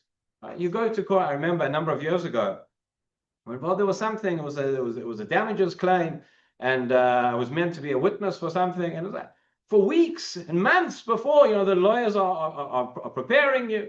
And if they say this, you've got to say this, and you have to remember, and you have to, you don't just walk into court one day and testify. You spend a long time getting your arguments ready, understanding, knowing what you've got to say, knowing how not to be tricked if they say, okay, the heavenly court's not going to trick us. But you have to get ready, you have to get everything based on, have your arguments right. Why? Because they're going to come in, they're going to talk to you about what you've done, and they're going to ascertain what it is that you've done. And based on what you've done, either there'll be a reward or there'll be a punishment. So that's how we think. We think about a court case is, I'm being judged for what has already happened. So if that's the case, and if it's the case that Rosh Hashanah we're being judged for what's already happened or what we've done in the previous year, so then maybe it would make sense to have Rosh Hashanah at the end of the year, rather than the beginning. We've got a new year. Rosh Hashanah, it's a new year. It's a new slate. And everything's fresh. Everything's clean. We're not looking back. We're looking forward. But if we are looking back, then why don't we have it at the end of the year rather than the beginning? And the answer is because then we'd have to eat the tail of a fish, not the head of a fish, and the siman wouldn't work. Okay. No. But why is it not? Have a look at source number 4. There's something very interesting. The Mishnah Berurah brings. He quotes Rav Yonatan Eibschitz. Rav Yonatan Eibschitz in his Drashot in Yarot Dvash says the following thing. He says, "Ayem b'Yarot Dvash, ki sheva yamim shebein Rosh Hashanah liyom HaKippurim hem neged sheva yamei hashavua, ubechol yom yaseh tshuva b'to yom." Okay, so we're not there yet, but we get to Rosh Hashanah, Yom Kippur. We know we have the Aseret Yemei Tshuva. So there's 2 days of Rosh Hashanah. There's 1 day of Yom Kippur. Together, that's 3 out of 10. So you have 7. So you have a full week in between. So he says that week corresponds to the previous year, to every day of the previous year. So on Sunday, you do the Sunday of Aseret Yemei Tshuva, you do Tshuva for all the things you've done on Sundays, and on Monday, so on, and on Tuesday. Okay. But again, so the question is, now it's brought in some of the later Shvarim that this applies actually not just in the Aseret Yemei Tshuva, but it applies in the last week of the year, the week that we're in now. So on Thursday, the final Thursday of the year, has a power to correct, has a power of tikkun, of tshuva, whatever, for all the Thursdays that have come before in the year. And same thing on Friday, and same thing on Shabbos, etc. Okay. Now again, I understand more if you say to me the final week of the year is correcting for the whole year that's come before. Some of the Farshim say, ask a question in the Amida, in the Shemona Esrei, so we say, Barech Aleinu et hashana azot, bless this year. So it's always very, very funny. We often don't think about it. You get to Mincha v'Erev Rosh Hashanah. There's 5 minutes, literally 5 minutes left of the year. If you're lucky, if Mincha's on time, right? And you stand there and you say, Barech Aleinu et hashana azot, that's the year. What do you mean, make it a good year? The year's done, it's gone. If it was a good year, great. If it wasn't a good year, there's nothing you can do. It's going to be a new year in 5 minutes. What do you mean, Barech Aleinu et hashana azot? So what? So obviously we don't change the nusach of tefillah and the same tefillah yet. Can you imagine? We have this is the Shemona Esrei for weekdays, and this is the Shemona Esrei for Erev Rosh Hashanah, and this is the Shemona Esrei for Erev Pesach. We're not going to start changing now. But there's a message in there. A lot of the Hasidic Svarim point out. They say in 5 minutes, in 1 moment, you can correct, you can innovate the entire year that's come before. Okay, so I understand that's at the end of the year. It's before it's finished. So if you told me that the final week of the year, as I said, some of the more modern Sfarim do say this, comes from Rav Eliyahu Lopian brings it and others, that the final week of the year corresponds to all the days that have come before. Okay, but now you're telling me no, afterwards and after the new year and Rosh Hashanah, the next year, now that corresponds backwards. It seems strange. I mean, are we looking forward or are we looking backward? Is it about last year or is it about this year? It's not so clear. So that seems a little bit strange there as well. And finally, as I said before, but the title of the shir, why does Rosh Hashanah come before Yom Kippur? Really, you think about it, this seems very, very strange. If it's all about going to court and it's all about making an accounting for the year that has come before, getting our arguments ready, right? So what's the best way to get your argument? What's going to happen on Yom Kippur?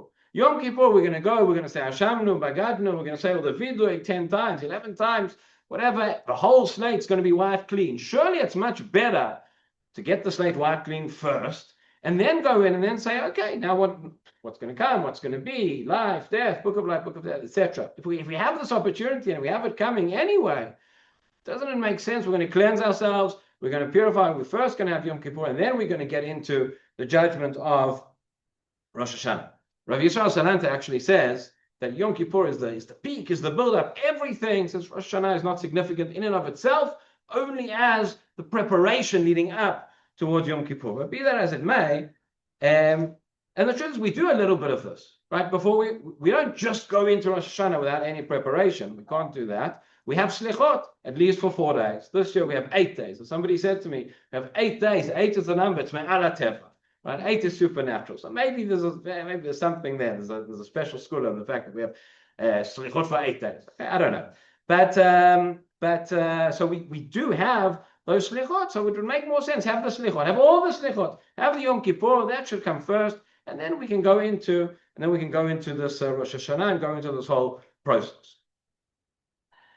One more question about judgment, about the way this judgment works. And as I said, everything is bakesed. The main sugya that deals with this in Masechet Rosh Hashanah, there is a Mishnah, and the Gemara in a few dapim goes into some of the mechanics of how this judgment works. As I said, the Torah doesn't mention it at all, but the Mishnah and the Gemara explains a few things. Have a look at source number 5 on the page in front of you. Mishnah says this is the second Mishnah in Masechet Rosh Hashanah. The first Mishnah tells us that there are 4 different new years in terms of how we count the new year and what we consider it the new year for, which is why Rosh Hashanah can be in the 7th month, because there's a different new year, which is the new year for months, but Rosh Hashanah is the new year for years. And now the Mishnah says as follows. It says, Be'arba'a plakim ha'olam nidon. There are 4 different times in which the world is judged. The Pesach al Tvua, Batzeret al Perot Eilan. So in Pesach, you have judgment regarding grains, how much grain there's going to be. On Atzeret, which is Shavuot, there's a judgment regarding fruit trees. Right? Barosh Hashanah, Kol Ba'olam Ovrim Levanav Kivnei Malom, Shene'amar Ser Echad Libam V'Nei Kol Masayim. On Rosh Hashanah, every individual, every human being, Jewish and non-Jewish, comes before HaKadosh Baruch Hu individually for that judgment. Ubachag nidonin alamayim. And on Sukkot, there is a judgment about water. By the way, what is not mentioned in this Mishnah, which date, very significant date, it's not mentioned here at all. Tu B'Shvat, that's in the previous Mishnah, because that's the new year for the trees, right? But in terms of judgment and the process of judgment that takes place, Yom Kippur. Yom Kippur is not mentioned at all. So the Gemara has a discussion, and it says there are different opinions as to who the author of the Mishnah is, and maybe there's a beginning of a judgment on Rosh Hashanah, and there's a sealing of the judgment on Yom Kippur, and the Mishnah is only talking about the beginning and not the sealing. Okay, the Gemara discusses that. But one question is this. If everybody is judged on Rosh Hashanah, meaning the whole world is judged on Rosh Hashanah, what does it mean that there's a judgment on Pesach, and there's a judgment on Shavuot, and there's a judgment on Sukkot? I thought everything's being judged on Rosh Hashanah. What? Well, the people have been produce, whatever it is. It's the produce. The growth. And the people are judged. but the produce is what? The produce is for who? What is the judgment of the produce? The judgment is how much produce is going to be for human beings. There's no right. The judgment on the grain in and of itself is inconsequential. A few years ago, there was a guy who made a movie. I don't remember now what it was called, but it spoke about how if you talk to your water, right, it changes. And then they showed microscopic. I think they said if you said nice words to your water, it made a certain shape, and if you said not nice words to your water, it made a different shape, which was quite ugly, right? And then it was a popular movie, made a lot of money, and then somebody discovered he had taken the pictures of the water first, and then he'd spoken to it. So then it wasn't so successful after that. But what we're saying is these are inanimate objects. The tree, that the tree did something good, so it's going to be judged. It must mean the Ran, I believe, righteous, and some of the Rishonim say. What does it mean that the world is judged for fruit, the world is judged for water? It means people of the world are judged. How much water you have, how much fruit you have, how much grain you have. So I don't understand. If we're all judged on Rosh Hashanah for everything, what's left to judge on Pesach, Shavuot, and Sukkot? It's not clear. Again, the Mishnah does not explain this. And then, if that wasn't confusing enough, so the Mishnah says, have a look, the Gemara. So it says, Mani Manitin. It says, who is our Mishnah which gives 4 specific dates and 4 specific times on which the world is judged in different aspects? Which Tana does that follow? There are 4 different opinions in the Tanaim. And it says this Mishnah is not Rabbi Meir, it's not Rabbi Yehuda, it's not Rabbi Yossi, not Rabbi Natan. The Gemara elaborates what each one holds. But very interesting, Rabbi Yossi says, the Mishnah that says we're judged on Rosh Hashanah does not follow his opinion. Why? Because Rabbi Yossi says, Adam nidon b'chol yom. The person's judged every day. Rabbi Natan amar Adam nidon b'kol sha'ah. Rabbi Natan says a person is judged every moment. Okay?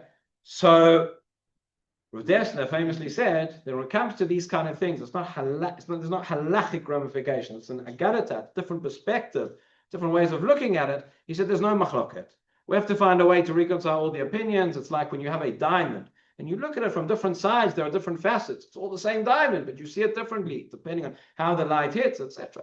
That's the way Rav Dessler explained. That's the way Agadata works, these kind of passages in the Gemara. So he says they all have to reconcile.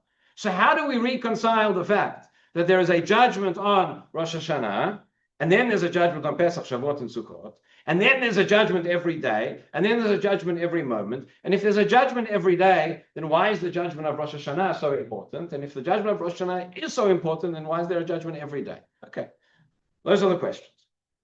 So maybe to try and tie all of this together, try and answer some of these questions, I'd like to take two approaches. The first approach is based, and I brought some of the passages here, based on the approach of Rav Dessler and of the Siftei Chaim, Rav Chaim Friedlander, who writes it. Very, very interesting and very, very insightful understanding of really what Rosh Hashanah is about and how we're meant to be preparing for this day. And the first thing he says is as follows. Have a look at number 6. This is the Siftei Chaim, not to be confused with Sifrei Chaim, right, which we spoke about Rosh Hashanah. He says like this. He says this is going to be the key to understanding. When we understand why it's called Rosh Hashanah, also notice it's not called Tchilat Hashanah. It's not called the beginning of the year. It's not called the first day of the year. It's called Rosh Hashanah, head of the year. So when we understand what that means, we will understand exactly what it's about, why it's called Yom Adin, and why it's got this name, and everything will start to fall into place. So he writes as follows. Yesh klal b'avanat hanagat Hashem yitbarach. So there is a principle we need to understand in terms of the way the world has been created, in terms of the way that Hashem runs the world. Hashpa'ot mishamayim mishtalshelot tamid mitchila v'klalot. So essentially, Kadosh Baruch Hu is not physical, it's beyond physical. We always think of earth being here and heaven being up there, but that's not actually the way it is. It's beyond physical things, but we can't, so I wouldn't get too philosophical. So I won't elaborate on that too much.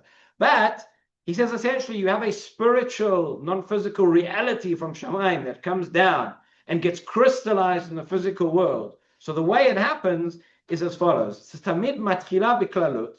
It always starts off in a general form. Kmo hazela asher bo tamun hakol. Like the analogy for this would be you have a seed. You have a seed which has within it the potential of the entire plant and the entire tree. Everything's there. It's just a seed, but it's got everything. And afterwards, that root, that seed, that klal splits off and branches off and finds expression of all the different specific parts. Because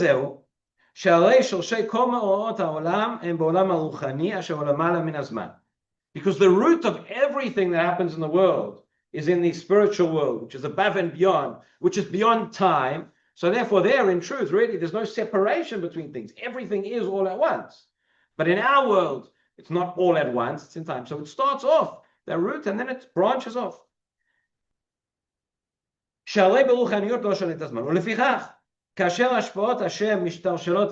Therefore, when these things trickle down into our physical reality, so it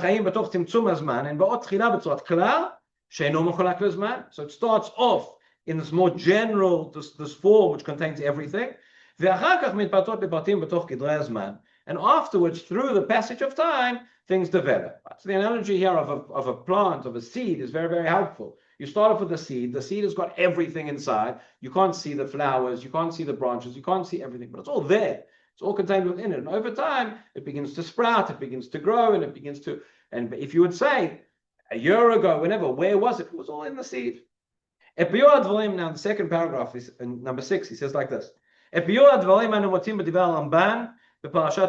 Ramban, in his commentary to the Chumash, says like this: שכתב כי ששת ימי בראשית כוללים את כל 6,000 שנים. The Gemara in Sanhedrin says the world is 6,000 years.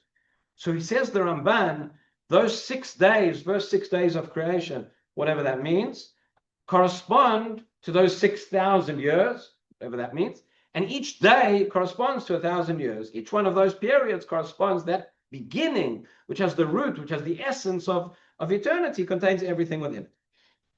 And he says, "Kashem shebegal'in anizra be'adama tamun kol ha'etz ha'atid litzmoach hakol pratei pratav." Just like when I plant a seed in the ground, that seed contains within it the potential, at least, of the entire tree. The taste of the fruit, their colors, the size of the tree, how big it is, how much it will grow, etc. If you look at the seed, what will you see? You'll see a seed. Right? But a person who's really discerning will say, I don't see a seed, I can see a tree. The tree is there, it's inside.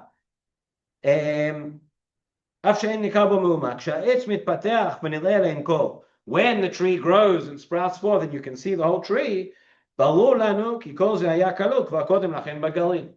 even somebody who said, well, it was just a seed, I couldn't see anything, says, now I understand. I understand now there's an entire tree, but that tree began with that seed. The 6 days of creation were the seed of creation. Within that contains the potential, the roots of everything that will happen throughout history. That's what I just read.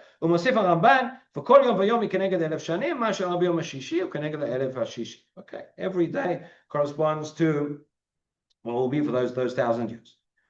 So in the same way, he says, now taking the analogy further, says at the beginning, at the root of the beginning of creation contains the root of all creation. So every Rosh Hashanah is the beginning of the year, is the head of the year, is the root of the year.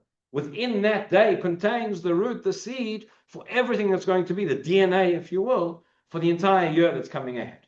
Just like it was at the beginning. Now he quotes here the pasuk that we say, well, the tefillah that we say in Musaf of Rosh Hashanah, we say, Zeh hayom tchilat ma'asecha. Today is the day, the beginning of creation. It's the beginning of recreating for the year ahead. Zikaron le'yom rishon. Says here there's one difference. We say zikaron le'yom rishon. It's a remembrance, it's a memory of the first day being the first day of creation. What's the difference?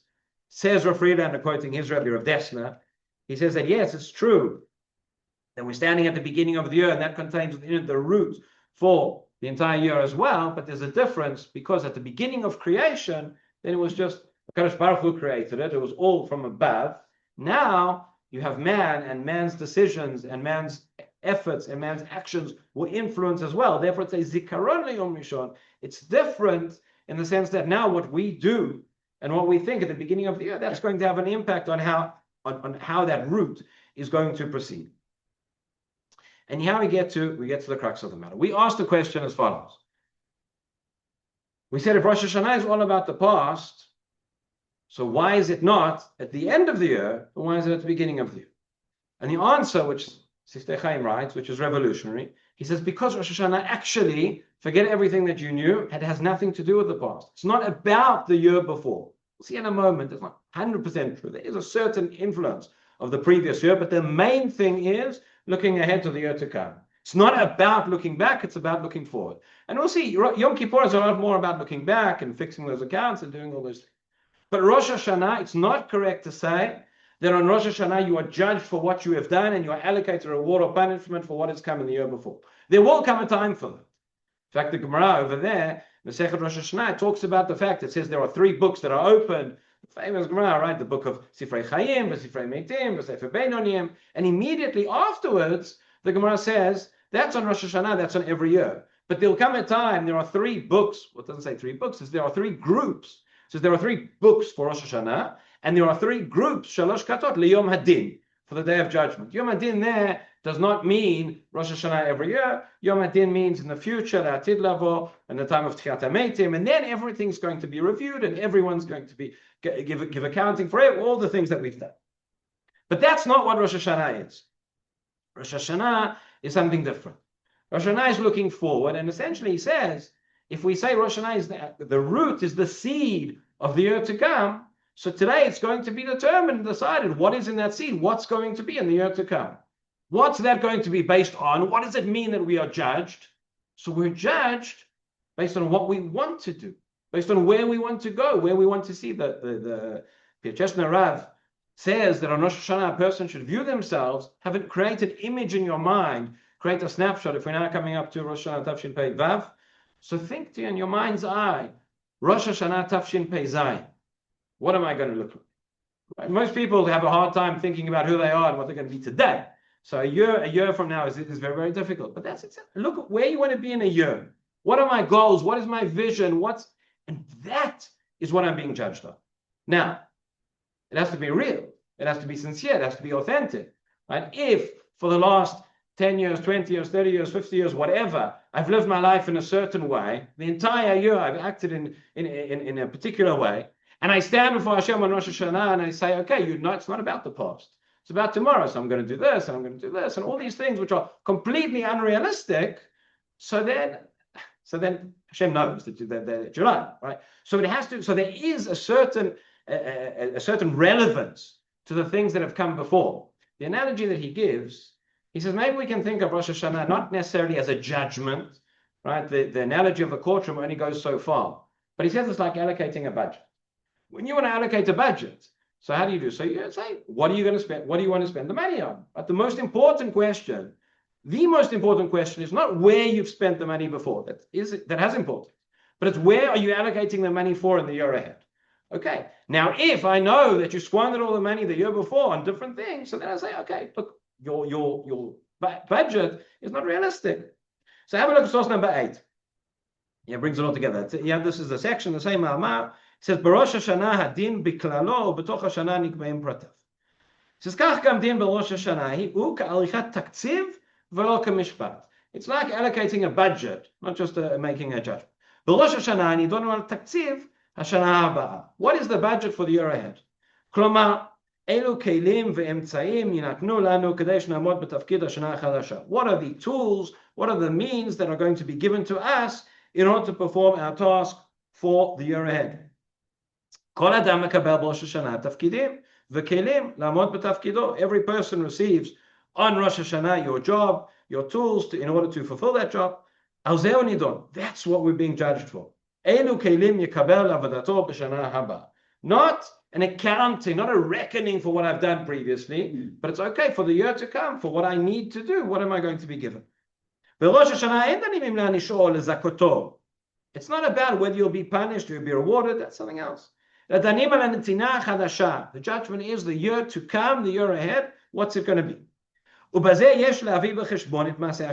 Obviously, you have to take into consideration the things that we've done the year before. And that's why, even though the full accounting and the full reckoning of this will take place on Yom Kippur, which we'll get to in a moment, there needs to be preparation, there needs to be slichot, there needs to be vidui, there needs to be before we get to Rosh Hashanah, so that we can do this adequately.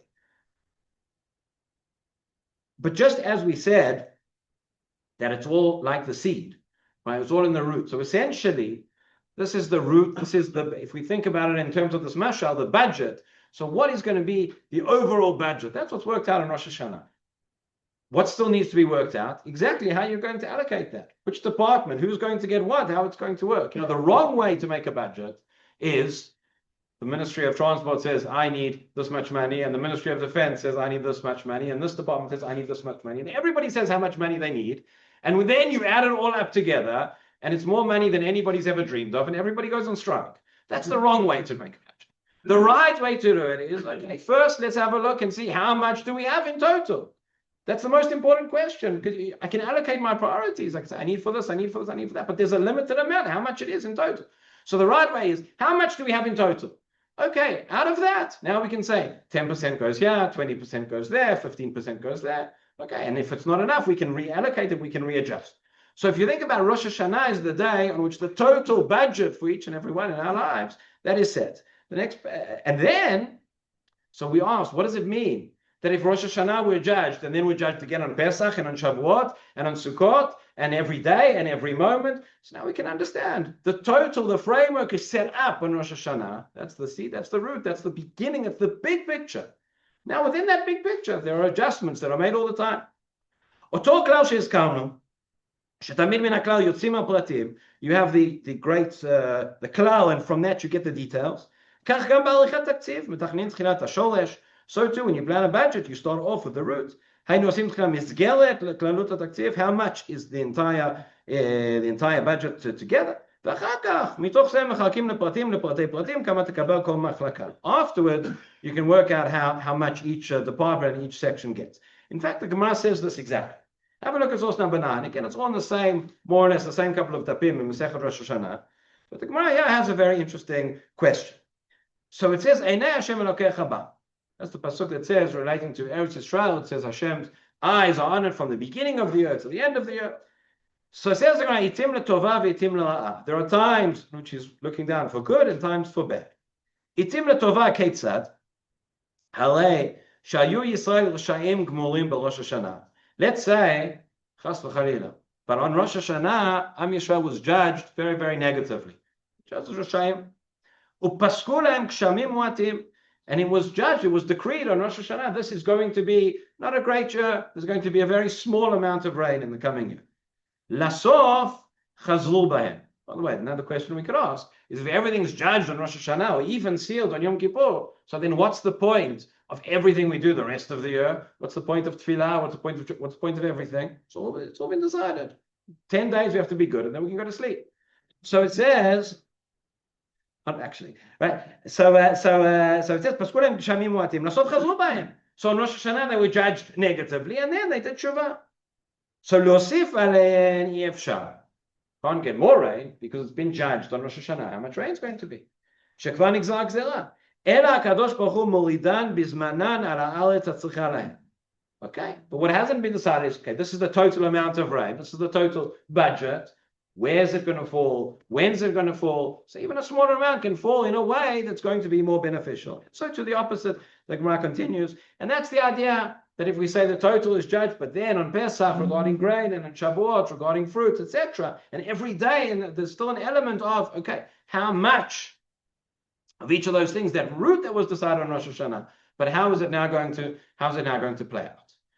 And that's where Yom Kippur comes in very much, in terms of working out all those details. Rosh Hashanah is a day of bigger picture, right? Yom Kippur is a day very, very much of details, of vidui, of going through one by one, going through all these things. And that is the time we make more of an accounting and reckoning in terms of all the specific actions we've taken in the year before. So I think that's one answer, maybe to the question, maybe to a lot of the questions that we raised at the beginning. Rosh Hashanah is not a day about looking back at all. It's a day about looking forward. It's a day about seeing what are we going to have, obviously in order to look forward genuinely and sincerely and to do it in a proper way. So what I've done until now is relevant. But this is why we read the Torah section about Ishmael, right? And we know Ishmael was out and he was in the desert and he was dying, and the Malachim come to HaKadosh Baruch Hu and they say, this individual, his descendants they're going to torment the Jewish people for generations to come. How can you save him? And HaKadosh Baruch Hu turns to the Malachim and he says, right now, is he tzaddik or rasha? And the answer is tzaddik. And the pasuk says, "Vayishma Korana ba'asher hu sham," as he was over there. It's not about what was in the past. It's about what is now, and it's about what the plan is and the aim is to be for the future, based on who I am now. So that is one answer. So a few more minutes. I just wanted to touch on very, very briefly another idea here as well, which is this. Pasuk in Tehillim, you see source number 10, it says, Ki amati olam chesed yibaneh. Famous phrase from Tehillim, olam chesed yibaneh. World is built on chesed. The world is built on kindness. That is the foundation of the world. We think about Rosh Hashanah and Yom Kippur. Rosh Hashanah, the beginning of the year, the root of the year, the start of everything. I would expect, if the world is built on kindness, I would expect the first day, the beginning of the year, to be the day that is represented by kindness. That's Yom Kippur. Yom Kippur is a day of rachamim. Yom Kippur is a day of mercy. That only comes 10 days later. But we begin with din, with gvura, with harsh. Rosh Hashanah is all about harsh judgment. The Zohar says the reason we have 2 days of Rosh Hashanah actually is because the first day is harsh judgment, the second day is softer judgment. Okay. But again, this is just another way of phrasing the question, but essentially saying The very beginning should be Chesed. The beginning should be Rachamim. Yom Kippur should come first, and then Rosh Hashanah. In fact, if you look in the very beginning of the Torah, the first pasuk, everybody remembers the first Rashi on Bereshit, but that's not the only thing he says on that pasuk. Rashi has a lot of commentary. And one of the things, if you look in the beginning, the opening verses of creation in Sefer Bereshit, the name of Hashem that is used is the name Elokim. Bereshit bara Elokim, which is the name of Din. It's the name of judgment. The name Yud Kei Vav Kei, the four-letter name of Hashem, that represents generally mercy to a greater degree. So Rashi says over there, he says, Bereshit bara Elokim, v'loma bara Hashem. Why does it say, why does it use that word? שבתחילה עלה מחשבה לבראותו במידת הדין, ראה שאין העולם מתקיים, הקדים מידת רחמים ושיתפה למידת הדין. Okay, different versions of the Midrash phrase it slightly differently, but Rashi says that HaKadosh Baruch Hu created the world with din. He created it with judgment. That's why it says Bereshit bara Elokim. And then he saw that the world could not stand. The judgment was too harsh. So he added in rachamim. Hashem doesn't make mistakes. Hashem knows what's coming. Why did he have to make it with din, see that it can't stand, and then move on to rachamim? Surely it would have been much easier to just create the world with rachamim. Olam chesed yibanem. Hashem forget the pasuk. What's pshat? So he said. So maybe the idea is this. Obviously, Hashem doesn't make mistakes. There are those who say there's one idea here. Many of the things that we see in Bereshit and in the story of the creation, Rashi himself says, Limdat Torah derech eretz. HaKadosh Baruch Hu is teaching us lessons that he doesn't make mistakes, but we make mistakes, and it's okay. Sometimes you do something, it doesn't work. You go back to the drawing board, you start again. Okay, that's one lesson we learn here. But there's something far, far deeper, which is that really there is a tremendous amount and a tremendous element of chesed, which is within the din. Within the din, within the judgment, the harsh judgment, that contains chesed, that contains kindness, that contains mercy. The ultimate mercy is when it begins with judgment, and then the mercy is added in. Why? Because what does it mean when you judge someone? When you judge someone, it means you have an expectation of them. It means you hold them to a standard, you believe that they are capable of something. You know, when you have a child in the class that the teacher is just absolutely fed up with, and he's being punished every day, and he's not doing his homework, and the parents are getting calls. You know, the parents, so long as the teacher's still calling, the parents are okay. You know when the parents really start to get worried? When the teacher stops. Because that means he said, I have no expectations. I just know he's coming. He's not even part of it anymore. I have no expectations. So long as I have expectations, so long as I'm judging you, I might be punishing you as well. But so long as I'm judging you, it means I have expectations. It means I care about you. I can make demands about you. You can do something. That's what it means. And that's the tremendous chesed.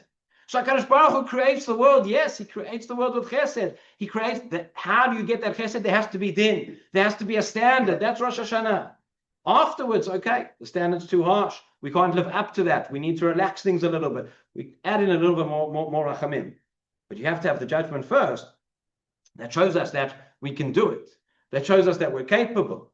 That shows us that there's something that we can achieve here. So I just want to end off. Brought you another paragraph again from the Siftei Chaim, just to summarize. Essentially, the question we asked was why Rosh Hashanah comes first before Yom Kippur. Why Rosh Hashanah is at the beginning of the year? Really, it should be at the end of the year. How is it that we're being judged on what came before when we're really looking forward? We're being judged at all these different times. And we gave two answers. Answer number one, we said really it's a misnomer to say we're being judged on what came before. What came before has an influence, but we're being judged on what will be. We're looking forward. What's our goal? What's our vision? What's our drive for the coming year? Based on that, the budget's going to be allocated. Once we have the budget, okay, we can work out the details. We can work those things out after. So what is the goal? What's the vision? What are we trying to say? So with this we'll conclude. It says here, this is also from the Siftei Chaim, this paragraph at the end. He said, we don't say vidui, we don't mention chet. It's not just we don't want to look back, but we don't want to sell ourselves short. We want to give ourselves, uplift ourselves, strengthen ourselves for the future. Obviously, you need to do tshuva, you need to do vidui before Rosh Hashanah comes. That's not. And all the more so afterwards. And it's true, Rosh Hashanah itself is one of the Aseret Yemei Tshuva. Ulam kotev avodat hayom הוא להתרומם לקראת העתיד. There's one line you remember from the Shirah to this. The point, the focus, the focal point of Rosh Hashanah is what? It's to raise ourselves for the future. לומר הנני, אני רוצה לקבל עליי מלכות שמיים, I want to accept upon myself the yoke of heaven עליי ועל כל מעשיי and everything I do. וזה גוף הנותן לנו את הדחיפה לתשובה. Once that vision is clear, that will give us the push to do תשובה, כאשר אנו רואים את עצמנו, את תפקידנו באור הנכון, we view ourselves and our job and everything in the future in the proper light, we can step forward, we can accept that tafkid, and we can, Be'ezrat Hashem, anoint HaKadosh Baruch Hu as the king over us and over the entire world. Tiva v'chatima tova, shana tova to all Beit Knesset. All right.